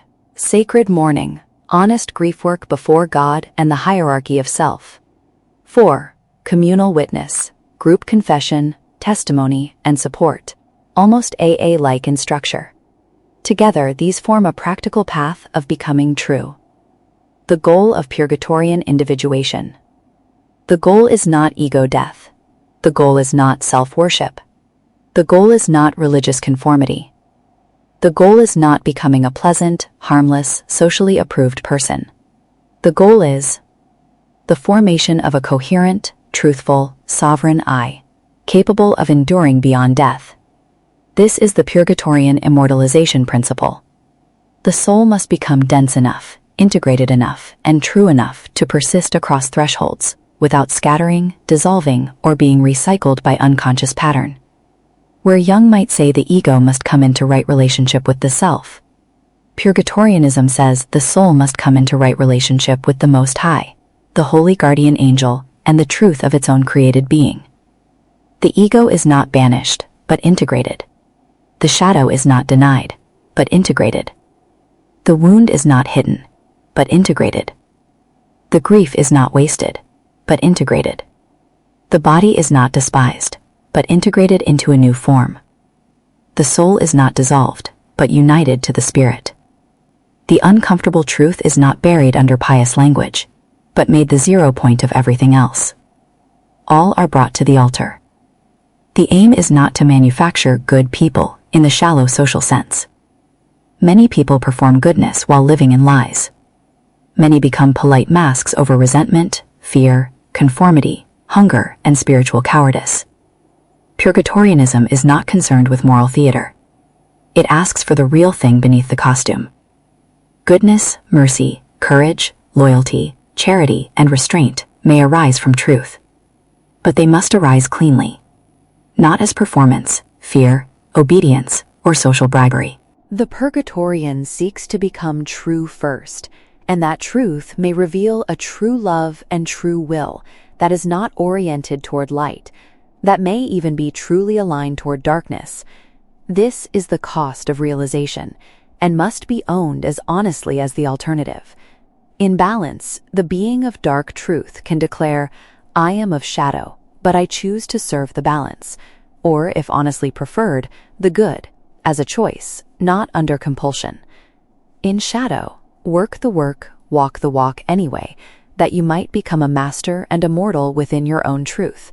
For it is a truth that the I Am hath emanated the hierarchy of its own shadow also. The chapel of mourning, sanctuary of sorrow. A Purgatorian space of gathering would not function like a conventional church, built around sermons, dogma, moral display, and social performance. It would be closer to a chapel of mourning or sanctuary of sorrow, a place where souls come to tell the truth without masks, to weep together, pour out their hearts together. Its purpose would be part temple, part confessional, part group therapy, part AA meeting, part mourning rite. Not theatrical misery, not victimhood as identity, not trauma as status, not pious niceness, not enforced positivity, not "look how healed I am," but honest witness. A person enters such a chapel not to pretend to be holy, but to become true. They bring grief, addiction, failure, longing, shame, anger, loneliness, visions, dreams, betrayals, obsessions, resentments, forbidden loves, forbidden hatreds, and spiritual questions into a protected field of truth. The guiding principle would be, nothing hidden can be made whole, nothing denied can be integrated, nothing unspoken can be offered, nothing falsely performed can be purified. The chapel of mourning exists because sorrow is one of the great gateways of Purgatoria. Sorrow strips away falsehood. Mourning reveals what was loved, what was lost, what was never received, and what still binds the soul to broken places. In the presence of the Mother of Sorrows, grief is not weakness, it is sacred material. But even grief must be made true. One must not merely grieve what society says is worthy of grief. One must also grieve the private wound, the strange longing, the unloved self, the hated life, the forbidden attachment, the old fantasy, the lost possibility, the unlived world. The chapel does not exist to make sorrow respectable. It exists to make sorrow honest. The AA-like structure of Purgatorian gathering. A Purgatorian meeting would likely be simple, disciplined, and emotionally honest. Its structure might resemble AA or group therapy more than conventional worship, not because Purgatorianism is reducible to recovery work, but because recovery work understands something religion often forgets. People change by telling the truth in the presence of others who are also telling the truth. The meeting would emphasize confession without coercion, testimony without ego display, listening without fixing, accountability without condemnation, privacy when needed, repeated practice over time, progress, not performance, the shared admission that all are divided in some way, and all are called toward wholeness. A Purgatorian gathering might begin with silence, prayer, candle lighting, or invocation of the Most High, Mother of Sorrows, Uriel, and the Holy Guardian Angel. Then each person may speak from the wound, contradiction, or threshold they are currently facing. A simple opening formula might be, I come to be made true. I speak what I can bear to bring forth. I offer it to the Most High. I ask for truth without cruelty, and love without illusion. No one is forced to speak. But those who do speak are encouraged to speak cleanly. No performance, no manipulation, no spiritual superiority, no hiding behind doctrine, no virtue costume. The point is not to impress the room, and moderators, chosen by merit and natural course, should gently but firmly, in truth and authenticity, encourage the standards and enforce them with pure support. Guardians should come forth to keep the peace, acting as neutral angels who maintain, sustain the theme and meaning, not with force, but as wise negotiators, mediators, but also, in extreme situations as required, to protect the gathering from harm and individuals from self-harm. In truth, there are always those who will come among you that seek attention for its own sake, that desire drama, that provoke drama as if for nourishment of the ego, and those who have problems with impulse control and may lash out violently or with excess aggression. Others who come among you just to sow dissent, division, and disorder for its own sake. The point is to bring forth what might otherwise destroy, but sanctuaries must be safe for the greater number, and those who honestly want to work the process to become whole. And the sincere must not be inhibited by the deceptive or violent. The steps of Purgatorian individuation. Step 1. The admission of division. The first step is admitting that the self is divided. This is the beginning of all real work. A person must recognize that what they call I may actually be a crowd of impulses, fears, inherited scripts, wounds, personas, appetites, loyalties, contradictions, and borrowed moralities. The Purgatorian confession is, I am not yet whole. I contain contradiction. I have lived from masks, wounds, habits, fears, and inherited scripts. I seek to become true. This is not self-hatred, it is clarity. The divided self cannot become whole while pretending it is already whole. Nor can it become whole by pretending to be good, healed, enlightened, humble, faithful, loving, progressive, traditional, rebellious, pure, spiritual, or strong.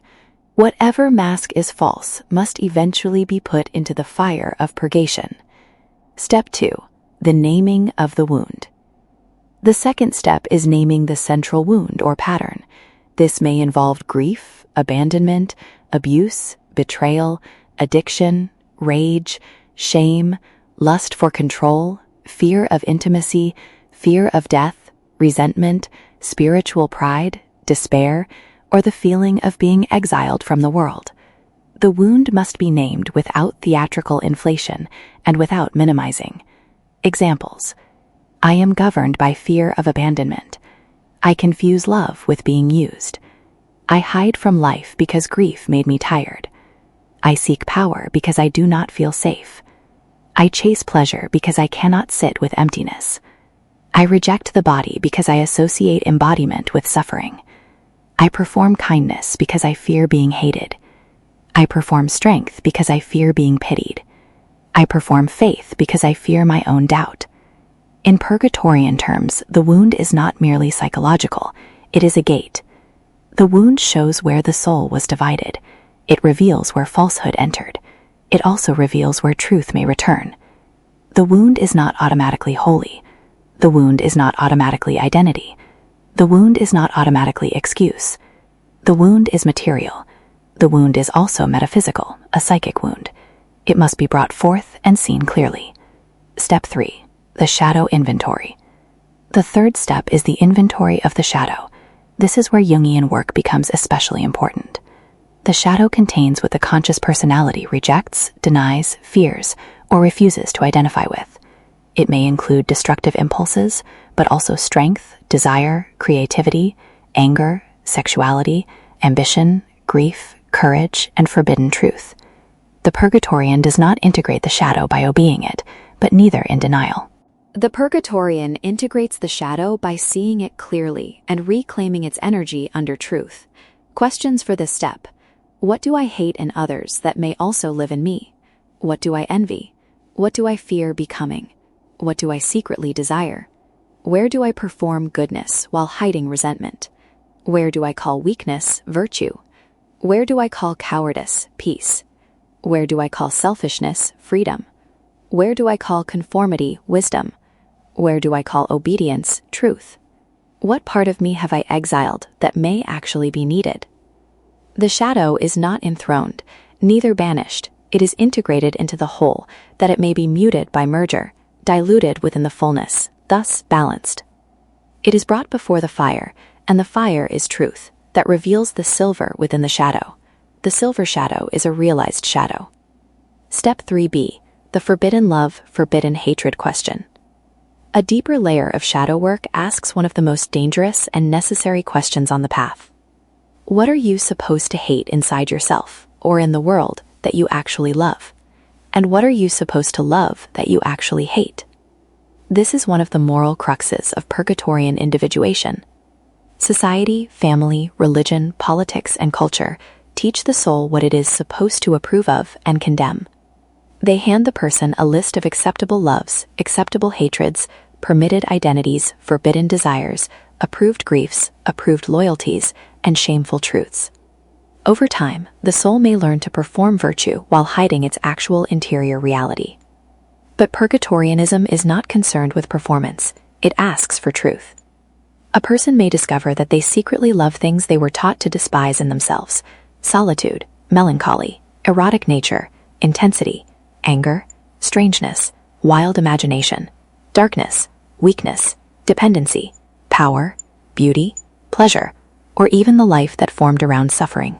Likewise, a person may discover that they secretly hate things they were told they must love: social participation, conventional success, family obligation, institutional religion, positivity, endless productivity, normal life, political tribe, inherited morality, or the demand to be healed in a way that makes them acceptable to others.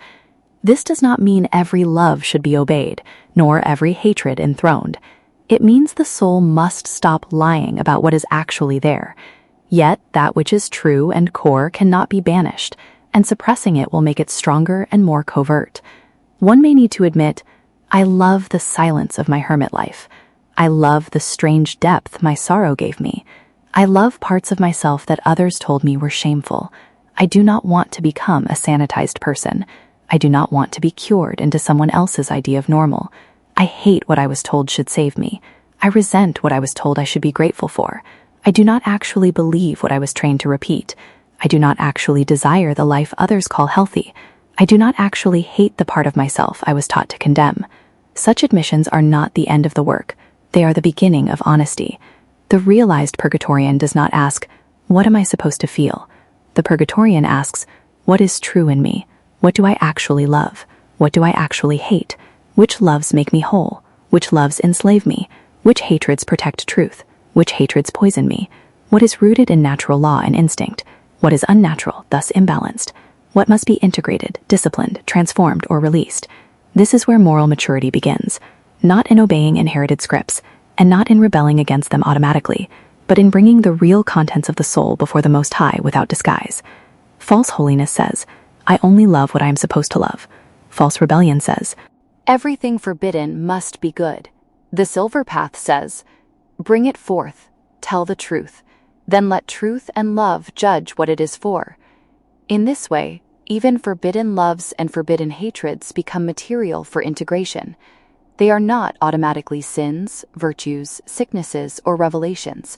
They are soul facts, and every soul fact must be brought into the light of truth, because what remains hidden cannot be made whole.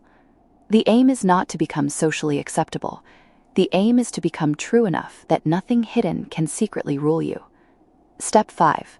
The Grief Offering. The fourth step is sacred mourning. Here the person brings sorrow into ritual form. This may be done privately or in a chapel of mourning, if and when they exist here, or certainly in Purgatoria. The grief is spoken, written, sung, wept, burned, buried, or offered. The point is not to move on in the shallow sense. The point is to transform grief from a binding weight into sacred substance. A grief offering may include writing a letter to the dead, naming what was lost, lighting a candle for what cannot return, burying a written sorrow in earth, burning a confession in fire, placing a stone, feather, flower, or image on an altar, speaking aloud, "This hurt me, this changed me, this is part of me, but it will not rule me falsely." In Purgatorian symbolism, grief belongs to the mother of sorrows, for she transmutes it into agape, divine unconditional love. Nothing truly mourned is wasted, but the grief must be truthful. A person may need to mourn not only the noble losses, but the shameful ones, the lost addiction, the lost fantasy, the lost enemy, the lost identity, the lost version of themselves who survived by unhealthy means, the lost life they hated yet still loved. False mourning says, "I only grieve what I am allowed to grieve." Purgatorian mourning says, "I grieve what is true. I offer what is true. I let truth decide what remains." Step 5. The Holy Guardian Angel Alignment. The fifth step is alignment with the higher guiding self, the Holy Guardian Angel, true name, angelic pattern, or God-facing self. This does not require spectacle, visions, or dramatic contact. For most, it may begin as conscience, intuition, dreams, prayerful nudges, synchronicity, auto-writing while journaling, or the quiet sense of being watched inwardly by something wiser. The prayer of this step might be, "Show me the self I cannot banish, because it is true. Reveal the name beneath my wounded name. Let me align with the part of me that faces God." This is not possession, it is integration. The HGA is the bridge between the wounded human personality and the divine pattern hidden within the soul. It does not flatter the ego, it corrects, clarifies, strengthens, and redirects. It will tend to seek to make one healthier and useful to the cause. The Holy Guardian Angel does not ask the soul to become fake good. It asks the soul to stop lying. It may make a person kinder. It may make a person harder. It may make a person quieter. It may make a person stranger. It may make a person less useful to the world's expectations. It may make a person more useful to the Most High. The test is not whether the personality becomes socially pleasing. The test is whether the life becomes truer. Step 6. The 7 devotions as daily structure. The sixth step is practice. With these, done daily, sincerely, persistently, across years, everything else will fall into place on its own. Individuation is achieved. Contact with the guardian angel is achieved. Truth shines forth. Without daily structure, insight decays into mood. The 7 devotions give the soul a rhythm by which individuation becomes embodied. Prayer, pouring out the heart before the divine, without sanitizing the heart first. Meditation, listening for the small soft voice beneath noise, fear, social programming, and self-deception. Chanting the I am that I am, both invoking the Most High, but also affirming your own I amness. Worship, practicing reverence and alignment with the I am, not as self-erasure, but as truthful placement of the self before source, diminishing false ego, pride, and vanity, surrendering and aligning to the hierarchy of your own being.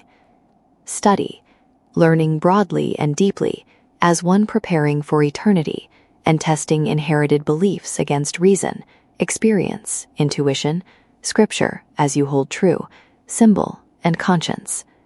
Contemplation, weighing meaning, journaling, and digesting what is learned until borrowed ideas become either truth or ash. Fellowship, meeting with other seekers for witness, correction, and encouragement, without surrendering sovereignty to the group.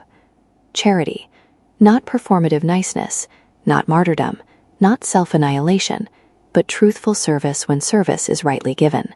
This last point matters. In Purgatorianism, charity does not mean becoming a doormat. It does not mean helping in order to be praised. It does not mean rescuing people from consequences they must face.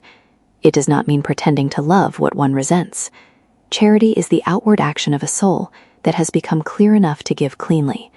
Sometimes charity means giving. Sometimes charity means refusing to enable. Sometimes charity means telling the truth. Sometimes charity means walking away. Sometimes charity means doing nothing, because interference would be vanity disguised as virtue. Sometimes it is best to be charitable to those you most hate and dislike. The 7 devotions are not boxes to check. They are stabilizing lines. They keep the soul from drifting into fantasy, isolation, inflation, despair, or moral theater. Step 7. The confession of pattern. The 7th step is learning to identify recurring patterns. In a Purgatorian meeting, one might regularly confess not only sins, unnatural aberration, but patterns. This is the loop I keep repeating. This is the role I keep playing. This is the wound I keep reenacting. This is the lie I keep obeying. This is the false heaven I keep chasing. This is the little hell I keep rebuilding. This is the virtue I perform to hide my fear. This is the enemy I need in order to avoid myself. Naming the pattern weakens its spell. This is where group witness matters. Others may see the loop before the person sees it, but correction must be offered with humility, not domination. And this is always the danger in group sessions, that there are those who will judge, exclude, discriminate, use it against you, even if not consciously intending to. Which is why Purgatorianism teaches one to first establish the personal sacred space and work within it daily, a one-on-one relationship with the divine and the hierarchy of self. The rule should be, speak truth as a lamp, not as a weapon. And the listener must also remember, not every correction is truth, not every accusation is insight, not every group consensus is wisdom. The community helps reveal, but the soul must still discern. Though we must be clear, at the time of this writing there are a handful of seekers on the path, and who knows if anything will come of it beyond that. Each is on their own, and it is not a path for those who need a cult leader or priest to drag them along the path. The prize for committing to the path is too great to be given into the hands of those who cannot be self-motivated and self-initiating. That you've even found this small chance is a great boon, for by merely knowing you have the chance to escape the wheel, reach the off-ramp. Do you not see what is being offered, what great favor is shown to you? A path out of sterility, enslavement, dissolution, fragmentation. Step 8. The reconciliation of opposites. The 8th step is the integration of polarity. The Purgatorian soul must learn to hold contradiction without collapsing, strength and tenderness, grief and joy, body and spirit, solitude and fellowship, masculine and feminine, hard, stern with soft nurturing, anger and mercy, truth and love, light and shadow, life and death, eros and restraint, freedom and discipline, refusal and compassion. This is the middle pillar in practice, not choosing one half and condemning the other, but finding the higher arrangement in which both can be made true. The question becomes, what is the right relationship between these divided powers within me? This is where the Raven Throne ideal becomes psychologically meaningful. The sovereign self enthroned between extremes, neither devoured by darkness nor dissolved into light. The Purgatorian does not seek a bland middle. The Purgatorian seeks the living center. The center is not lukewarmness. The center is not cowardice. The center is not compromise with lies. The center is the place where all parts are forced to tell the truth. Step 9. The creation of the inner world. The 9th step is sacred world creation. Each adherent may be encouraged to create their own vision of heaven, refuge, afterlife, or restored world in words, images, prayer, visualization, music, ritual, and offering. This is not escapism when done truthfully. It is a method of revealing the soul and includes shadow work. In creative vision, you must not restrain yourself, but pour every desire, dream, need, ambition, fear, wish, even the darkest cravings and brightest dreams of virtue, into the vision of it. Explore it fully, via journaling and art, with the goal of creating a vision that is your totality in form, as a realm. To know yourself. A person's imagined heaven exposes what they love, fear, lack, desire, worship, and hope to become. The Purgatorian does not ask merely, is this fantasy? The Purgatorian asks, what does this vision reveal about the deepest structure of my soul? What am I truly asking eternity to preserve? What do I believe wholeness would feel like? What would I keep if no one else judged me? What world would expose me as I actually am? The created world is then offered to the Most High, as if to the Supreme Editor. If this is false, purify it. If this is unnatural, burn it away. If this is true, sanctify it. If this is my road, make it real and honest. In this way, imagination becomes a tool of individuation. The inner world is not assumed to be holy simply because it is desired, neither is it disallowed because society or lesser powers may deem it unholy. Desire must be examined, but Purgatorians are not asked to slay desire, but merely to integrate it into a natural and balanced times and seasons wholeness. Fantasy must be tested, but does not need to die, and can in truth and spirit be realized somewhere, someday, by the process and relational union with the I Am. The inner world must not be dismissed as meaningless. It is evidence. It is a map of longing, and longing tells the truth, even when it does not yet know how to interpret itself. Step 10. Fire and Earth. Loose and bind. The 10th step is ritualized release and commitment. Elementalism is especially fitting to Purgatorian practice. Fire loosens, purifies, releases, and transforms. Fire becomes the smoke/gas of release, transforming matter to energy. Earth binds, grounds, receives, and stabilizes. Earth is in union with water, and water carries memory. A person may write what must be released and burn it. They may write what must be kept and bury it. They may speak what must die into flame. They may plant what must live into soil. A simple rite. By fire I loose what is false. By earth I bind what is true. By the Most High I seek wholeness. By the Silver Path I walk authentically. This is not magic as domination. It is ritual psychology united with prayer. The outer act gives the inner decision a body, but the rite must be honest. One should not burn what one is not ready to release. One should not bind what one does not truly choose. One should not offer a false vow to look righteous before oneself. Better a small true rite than a grand false one. Step 11. The work of consequence. The 11th step is facing consequence. In earlier language, this might be called restitution, but in Purgatorian terms, the deeper principle is truthful consequence. Once a pattern is seen, the soul must ask what truth requires. Sometimes truth requires apology. Sometimes truth requires silence. Sometimes truth requires walking away. Sometimes truth requires finally refusing abuse. Sometimes truth requires repair. Sometimes truth requires letting someone else face the consequence of their own actions.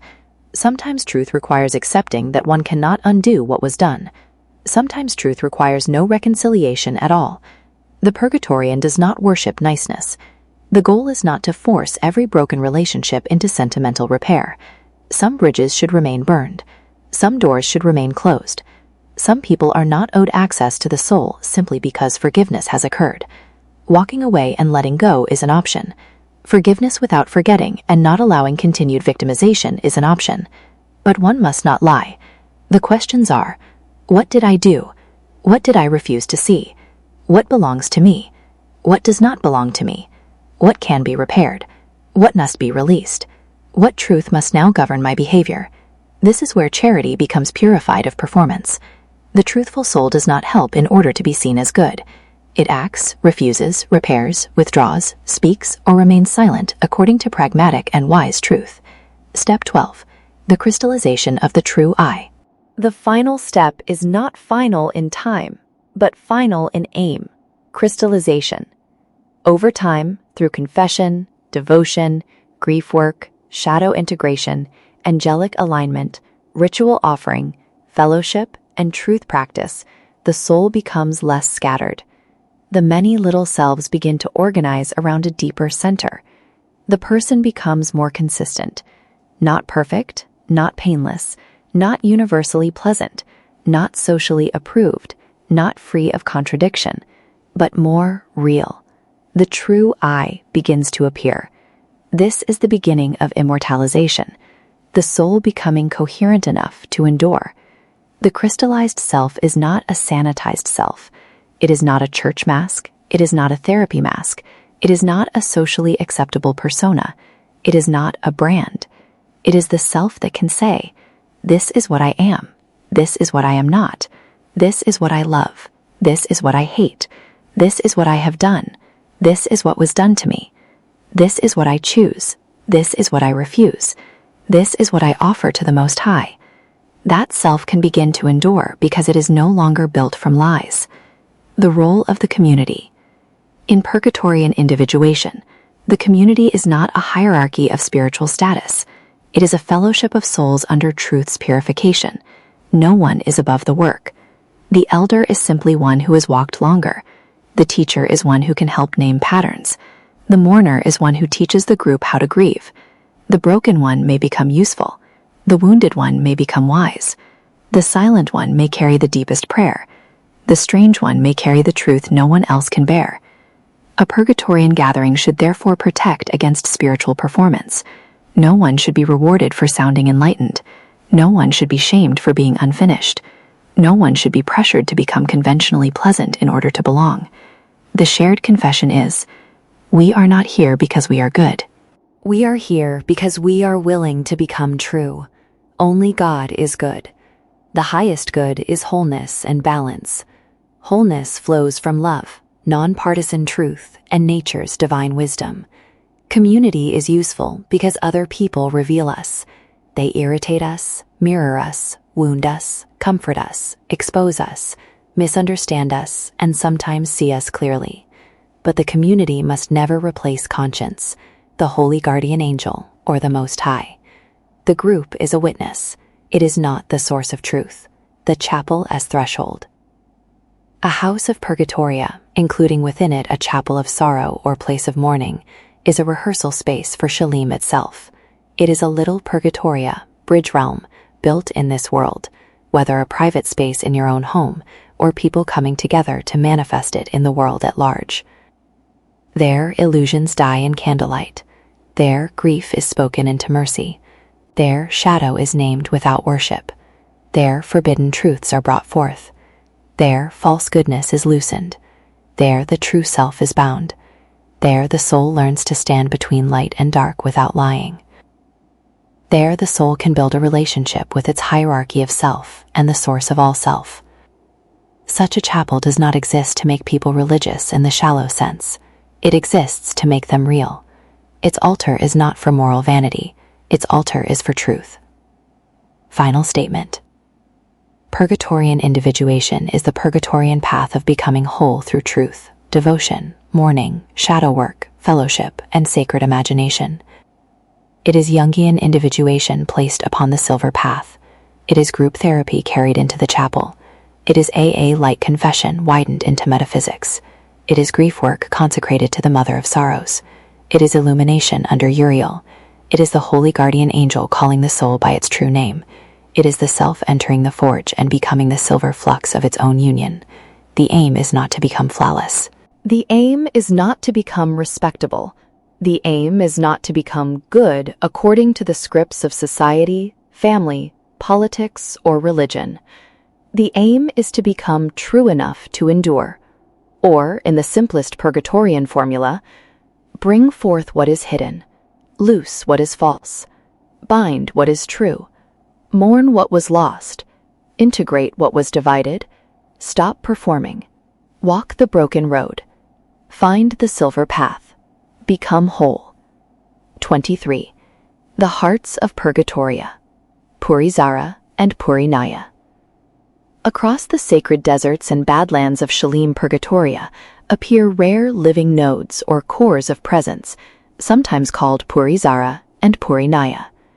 The names themselves are not absolute or fixed, but attempts to codify an inner reality that presents itself in more than one mode. At times, one seems more feminine, more ruby, more inward and compassionate. At other times, one appears more masculine, more silver, more active and clarifying. Yet most often these presences are fluid, undulating, and difficult to divide cleanly into male and female at all. They shift, breathe, and shimmer as if alive, not static objects, but manifestations of the living spirit of Purgatoria. These hearts of Purgatoria appear in sacred spaces scattered throughout the vastness of the realm. They are not common. They are rare stabilizing centers, places of refuge, calm, alignment, and contemplative grounding.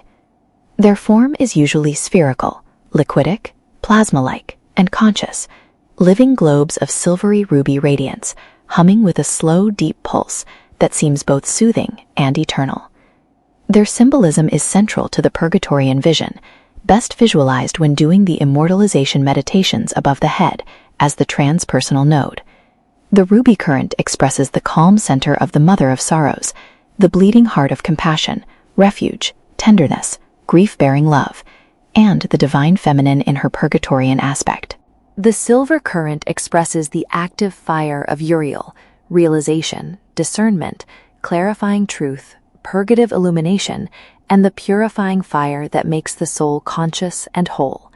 Together they form a united field, Shalim itself, wholeness, peace, rest, and the twilight spirit of the plane. These are not two separate energies merely coexisting, but a living union of neutral or divine love and non-partisan truth.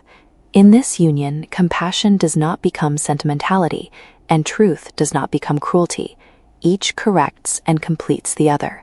When encountered as spheres, these nodes radiate a presence that calls the soul inward. They quiet agitation. They invite contemplative introspection. They draw consciousness towards self-grounding, balance, honesty, and integrative self-realization. To stand near one is to feel summoned toward greater coherence. Their function is not only symbolic but structural. These hearts of Purgatoria help maintain and sustain the permanence of the plane itself. They are like eternal spiritual cores or anchor points through which the presence of the realm remains stable, nourished, and alive. Their hum is the hum of continuity. Their pulse is part of the pulse of Purgatoria. They can never be destroyed or damaged or directly touched, as they are there and not there at once and are eternal. Yet the spirit of Purgatoria does not always appear as a sphere.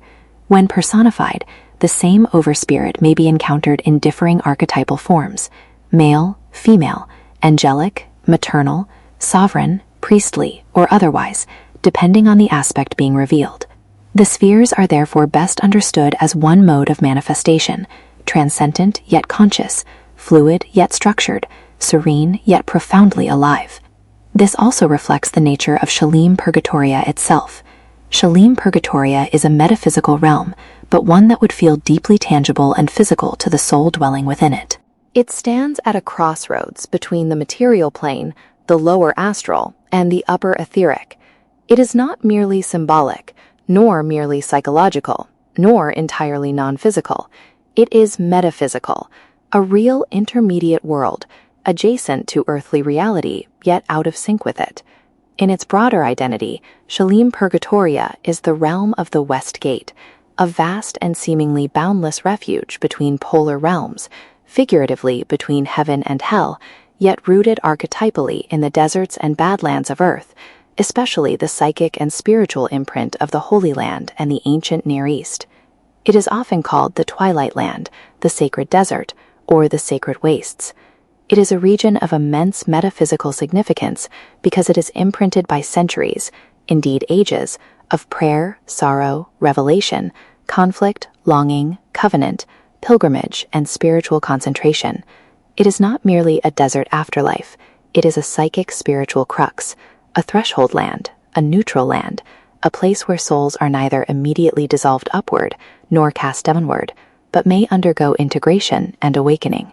For this reason, Shalim serves as a foyer and path towards soul sovereignty. It is a refuge for those human souls who refuse total dissolution, merger, or ego death, and instead seek immortalization as awakened and integrated human beings. Here, the soul works toward realization gradually, through self-knowledge, integration, balance, contemplation, truth, and the step-by-step incline toward a more permanent and coherent being. Thus, the hearts of Purgatoria, whether called Purizara, Purinaya, or by some other name, are not incidental ornaments of the realm. They are living emblems of its essence. They express the union of mercy and truth, sorrow and fire, silver and ruby, feminine and masculine, stillness and awakening. They are the calm, pulsing centers of the sacred wastes. They are the living reminder that Purgatoria is not chaos, not void, and not mere exile.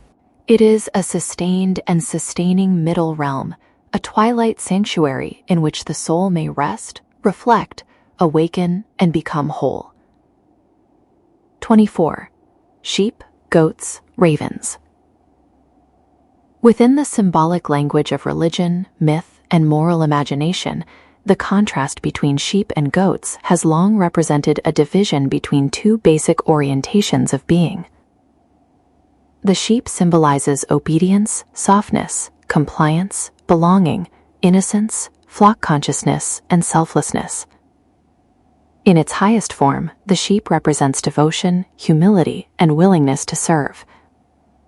In its distorted form, however, the sheep may also represent passivity, over-submission, loss of self, dependence on authority, fear of standing alone, and absorption into collective identity. The sheep is good at belonging, it is less good at sovereignty. The goat, by contrast, symbolizes will, independence, appetite, stubbornness, defiance, instinct, and self-assertion. In its highest form, the goat represents courage, refusal, vitality, and the unwillingness to be merely domesticated. In its distorted form, it becomes selfishness, egotism, lust, domination, rebellion for its own sake, and exile from harmony. The goat is good at separating, it is less good at integration. These two figures form a polarity. Sheep, selfless, obedient, collective, sacrificial. Goat, selfish, willful, appetitive, separate. But from the Purgatorian perspective, this binary is incomplete. There is a third. There is the raven. The raven does not belong to the flock, nor to the herd. It cannot be sorted in the same way. It is not a grazing creature of the field. It is a being of the air, of the heights, of ruins, thresholds, deserts, and battlefields. It survives where other creatures do not. It feeds on what remains after endings. It moves between worlds. It is messenger, witness, scavenger, survivor, and sign. Problem solver, creator, and trickster. It is easily befriended, true to covey, never forgets an enemy or a friend. It mates for life, Raven Throne reference. Most importantly, the raven is the only one with wings. This is not a trivial detail. It is the heart of the symbolism. The sheep and the goat are both earthbound. However opposed they may seem, they still belong to the same field, the same system of pasture, herd, sorting, sacrifice, ownership, and moral division. One conforms to the field, the other resists within the field, but both remain tied to it. the raven rises above it. The raven is therefore not merely a third animal, it is a third mode of being.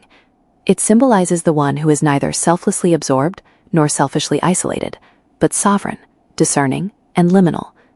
The raven does not simply obey, it does not simply rebel. It watches, it reads the terrain, it crosses thresholds, it survives among ruins. It moves between death and life, above and below, wilderness and sanctuary. If the sheep says, "I belong to the flock," and the goat says, "I belong to myself," the raven says, "I belong to the path." Or more sharply, the sheep obeys, the goat rebels, the raven discerns. This is why the raven is the proper Purgatorian third polarity. The Purgatorian path is not a religion of total self-erasure, nor a path of egoic enthronement. It does not seek the annihilation of the I, nor the absolutizing of the I. It seeks the purification and integration of the I, the emergence of a self that is true enough to endure. The raven represents that mode of being. The sheep may err by dissolving into others. The goat may err by hardening against others. The raven seeks to remain whole in itself, while still capable of relationship, witness, and movement between worlds. The sheep is associated with innocence, gentleness, and surrender. The goat is associated with appetite, force, and separation. The raven is associated with intelligence, survival, and threshold sovereignty. In Christian symbolism, sheep and goats are often final categories, the saved and the damned, the obedient and the rejected. But Purgatorianism recognizes that reality is more complex than a single moral sorting. There are souls who do not fit cleanly into either category, not because they are confused, but because they are called to something else. They are not flock beings, and they are not merely beasts of appetite. They are wanderers, witnesses, threshold crossers, and seekers of truth. This is the raven, and in the deeper symbolic sense, the raven also corresponds to the soul that has left the ark and does not return to the cage. It goes out over the waters of ending and seeks what remains. It is linked to solitude, to wilderness, to badlands, to sacred waste, to survival after collapse. It thrives where illusion has died. Thus the triad becomes sheep, selfless unto absorption; goat, selfish unto exile; raven, sovereign unto truth. Or again, sheep, obedience without sovereignty; goat, sovereignty without integration; raven, sovereignty through truth. The raven is not morally better simply by being different. Like all symbols, it too can distort. Ravenhood can become isolation, coldness, superiority, detachment, or predation if severed from truth and love. But in its rightful form, it represents the awakened middle nature, not owned by the flock, not ruled by appetite, but guided by discernment. This is why the raven belongs so deeply to the Silver Path. It is the creature of the sacred wastes. It is the watcher over ruins. It is the messenger of thresholds. It is the sovereign bird of the middle realm. It is the one with wings. And in Purgatorian terms, this means something profound. Between the sheep and the goat walks the raven, not as compromise, not as neutrality in the weak sense, not as indecision, but as a third way, the soul that refuses both self-annihilation and selfish enthronement. The soul that chooses truth over faction. The soul that rises above the field of division. The soul that learns to move between heaven and hell without belonging wholly to either. In the end, sheep and goats remain creatures of the field. The raven belongs to the threshold, and the threshold is where Purgatoria begins. 25. The Silver Path Cosmology, a sovereignty-centered afterlife model.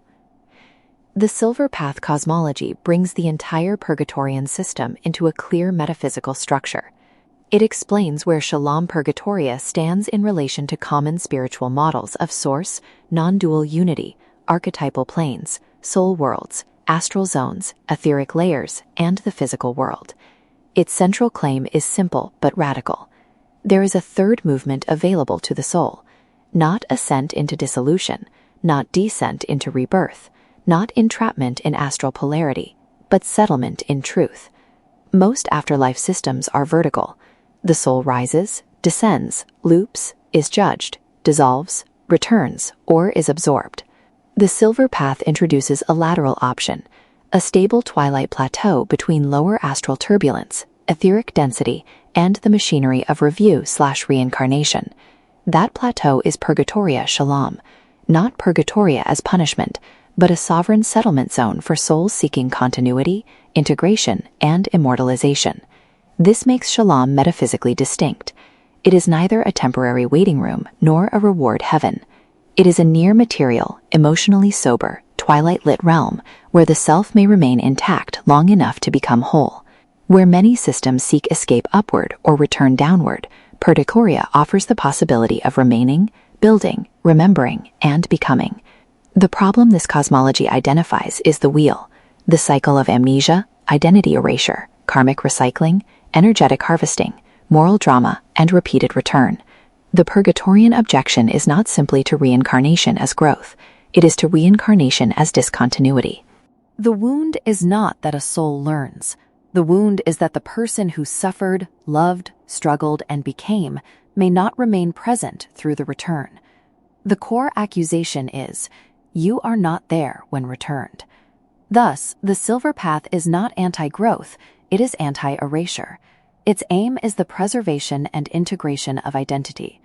The soul is not meant to be scattered into lower astral chaos, recycled into unconscious repetition, or dissolved into luminous impersonality before becoming truly itself. The soul may instead choose the path of sovereign individuation, becoming clean, true, whole, and enduring. This is why Purgatorian language repeatedly turns on phrases such as, between the light and the darkness, halfway between, all the way home, encircle everything, divided and whole. This is not dualism, it is not compromise with falsehood, it is polarity metabolized. The Purgatorian does not deny light and dark, heaven and abyss, self and other, grief and glory. The Purgatorian seeks the deeper center in which contradiction can be held, judged, purified, and integrated without annihilation. The neutral angels embody this stance. They step outside the cosmic war map. They do not surrender to hell, nor dissolve into heaven, nor submit to any force that demands allegiance to polarity. Their neutrality is not passivity, but sovereignty. They defend the middle realm because they are free and desire to remain free. In them, neutrality becomes consecrated refusal. The human axis of this cosmology is expressed through three central archetypes: the Wastelander, endurance transmuted into structure; the Twilight Sun, vocation under erasure, memory preserved against disappearance; the Morning Muse, grief softened into beauty, song, and mercy. These figures are not messiahs, they are case studies in soul survival. They answer the practical question: how does a soul remain whole after stepping off the wheel? The Wastelander builds, the Twilight Sun remembers. The Morning Muse softens. Together, they prevent the cosmology from becoming abstract. They root it in lived gnosis, grief, trauma, longing, creativity, memory, discipline, and the refusal to be erased.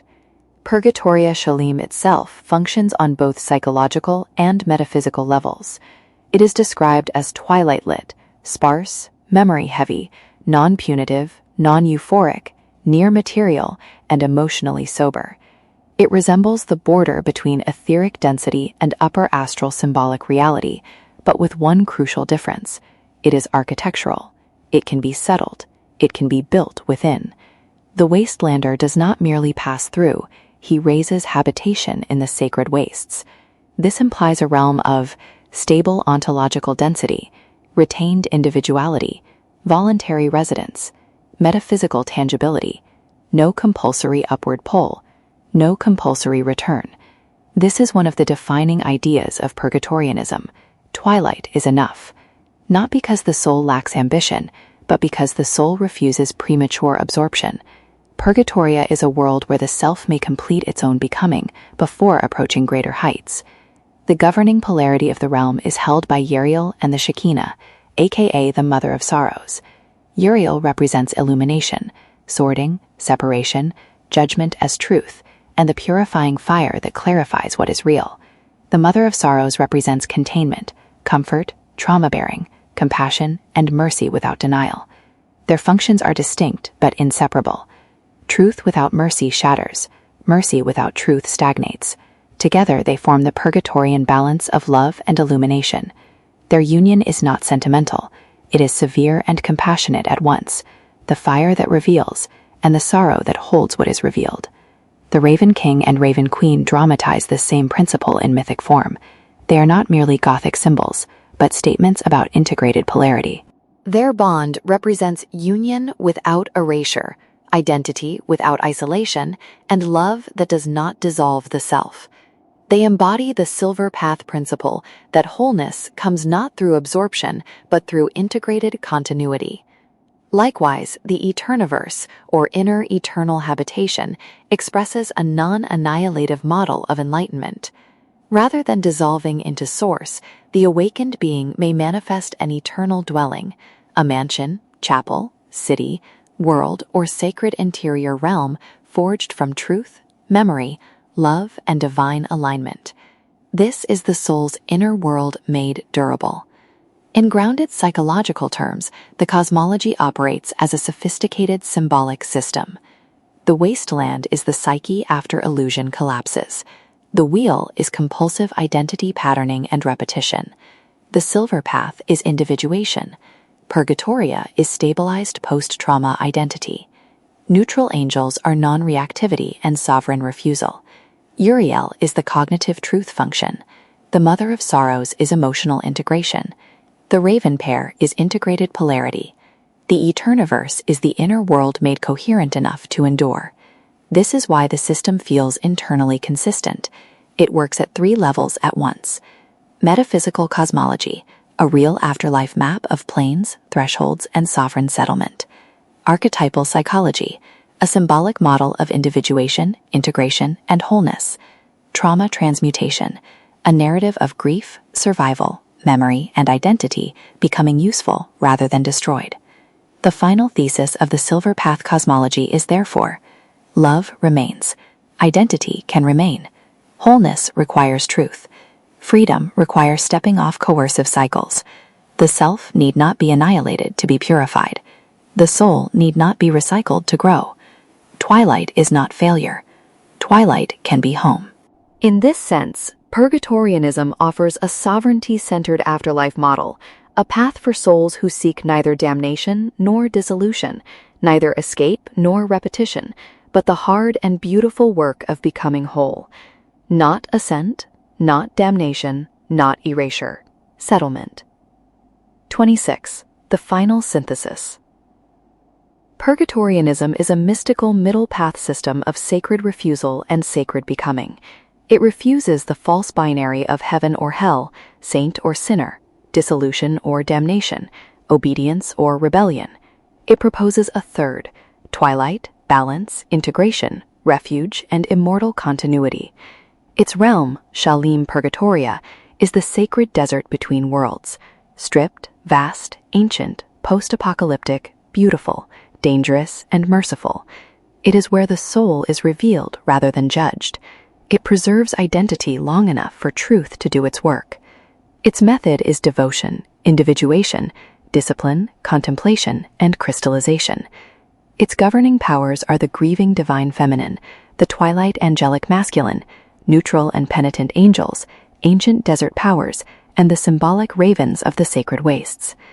Its hero is not the obedient slave, not the self-annihilating mystic, not the conquering sorcerer, and not the recycled sleeper.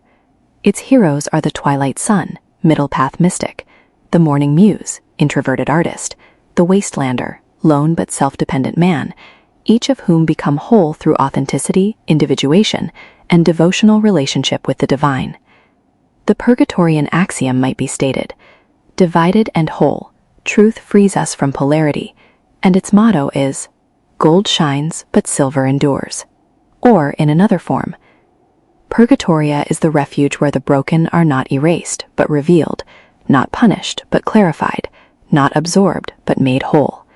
It is the silver path of the sovereign soul, the middle road through twilight toward an immortal self that can stand before God without dissolving, and before darkness without falling. It is a path and realm hidden from mankind by the forces of polarity, who are invested in maintaining division and drama, maintaining the soul ranches, loosh farms, and blind even themselves to the third polarity option.